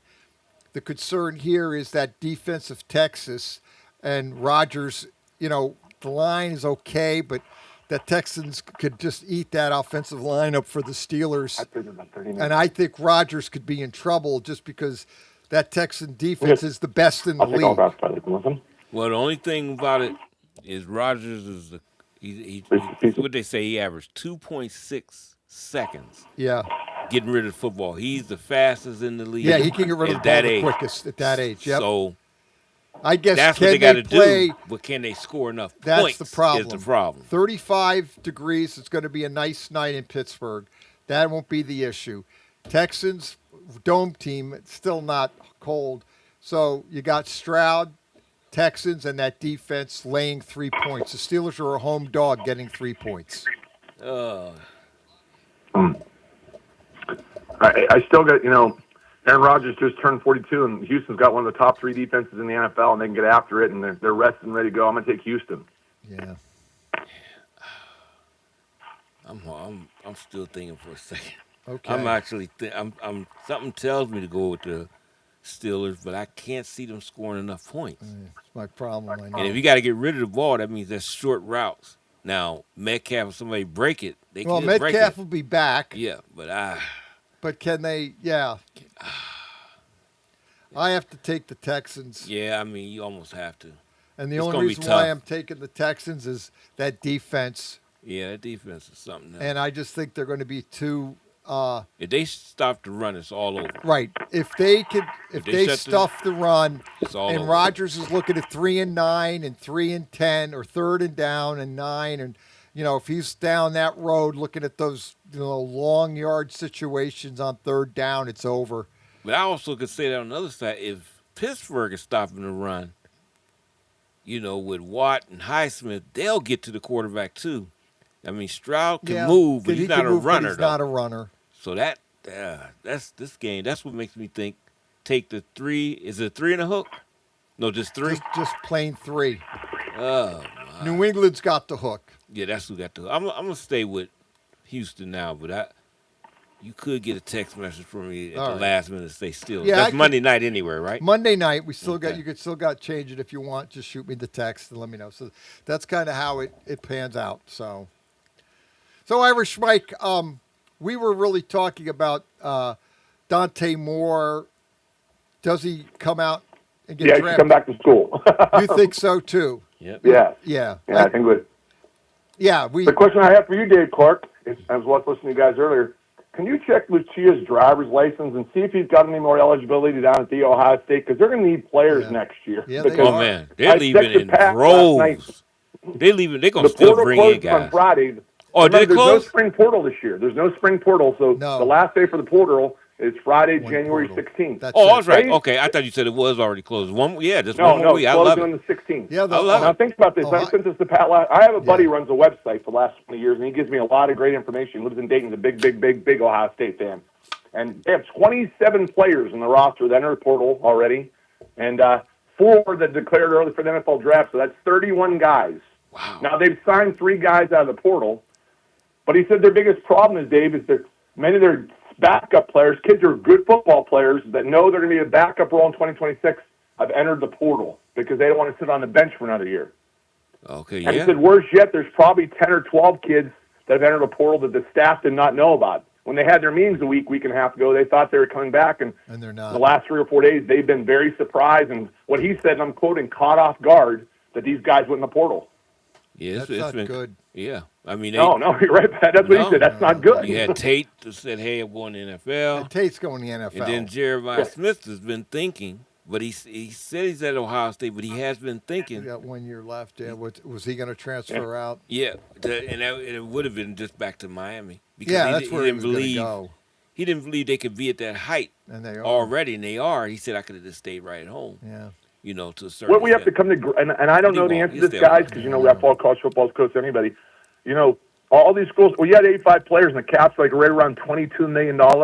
Yeah. Now, if you're signing a quarterback like Texas Tech did last week and give him $5 million, that leaves you with $17 million for 84 other guys.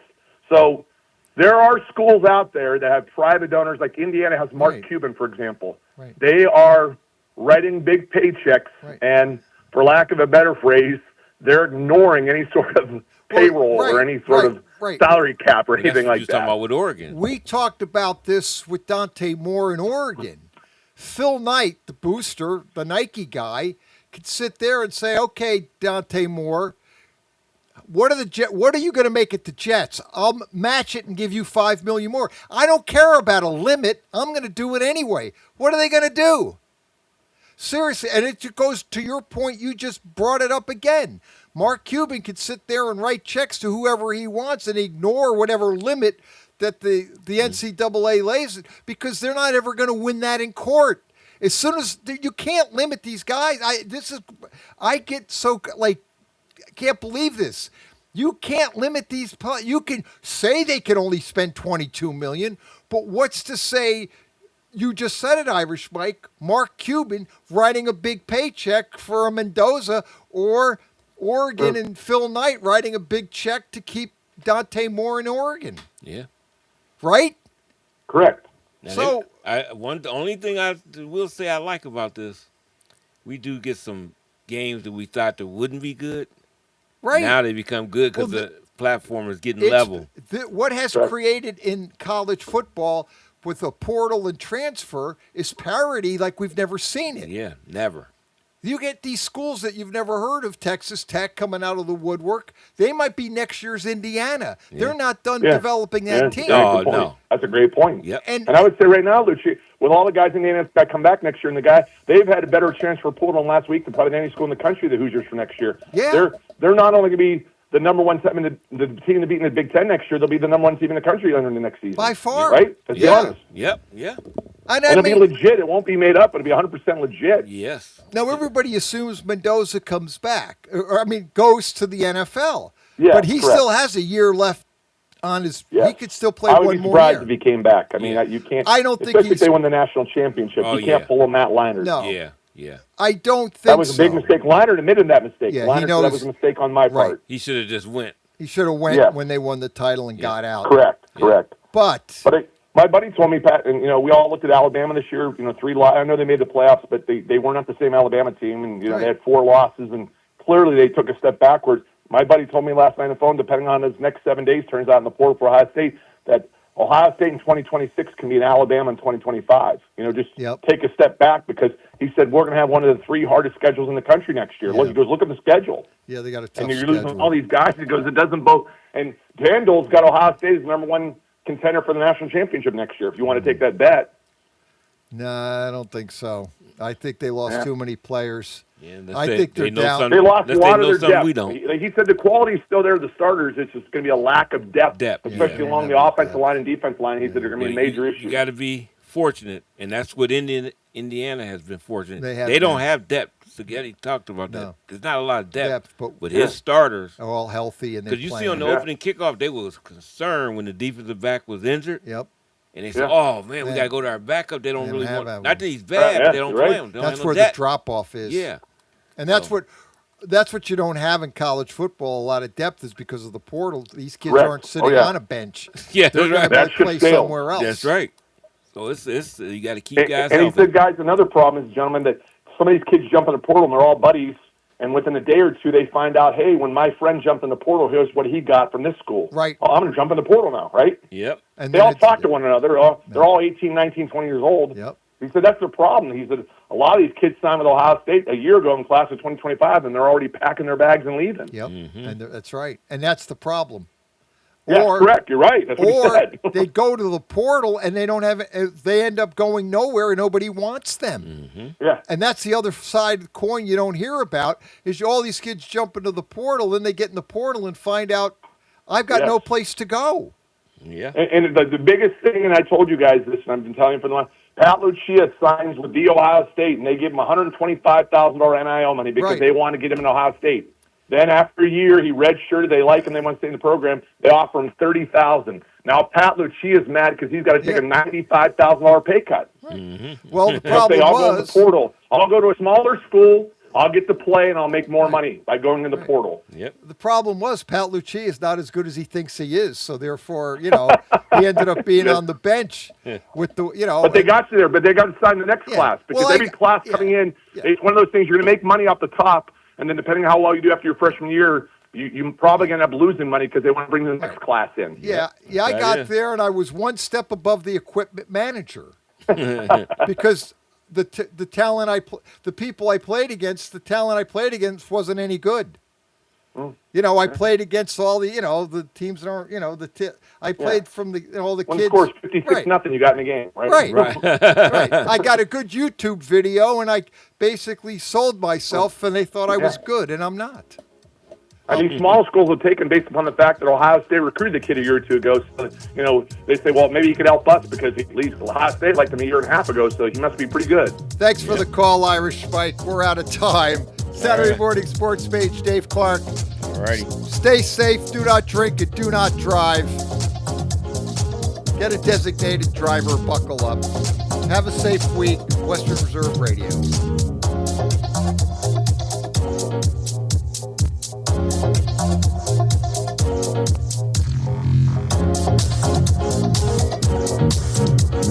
Youngstown, Warren, and Salem Sports Talk is on the iMedia1 network. Western Reserve Radio, Western Reserve Radio 2, and City View Sportscast. The 5-day consecutive run of winner-take-all postseason football and 149 Division I men's college basketball games. What more could you ask for? As we say hello and welcome to Live Bet Saturday right here on VSiN, the Sports Betting Network. I am Ben Stevens. Jared Smith joining us in just a matter of moments live from downtown Las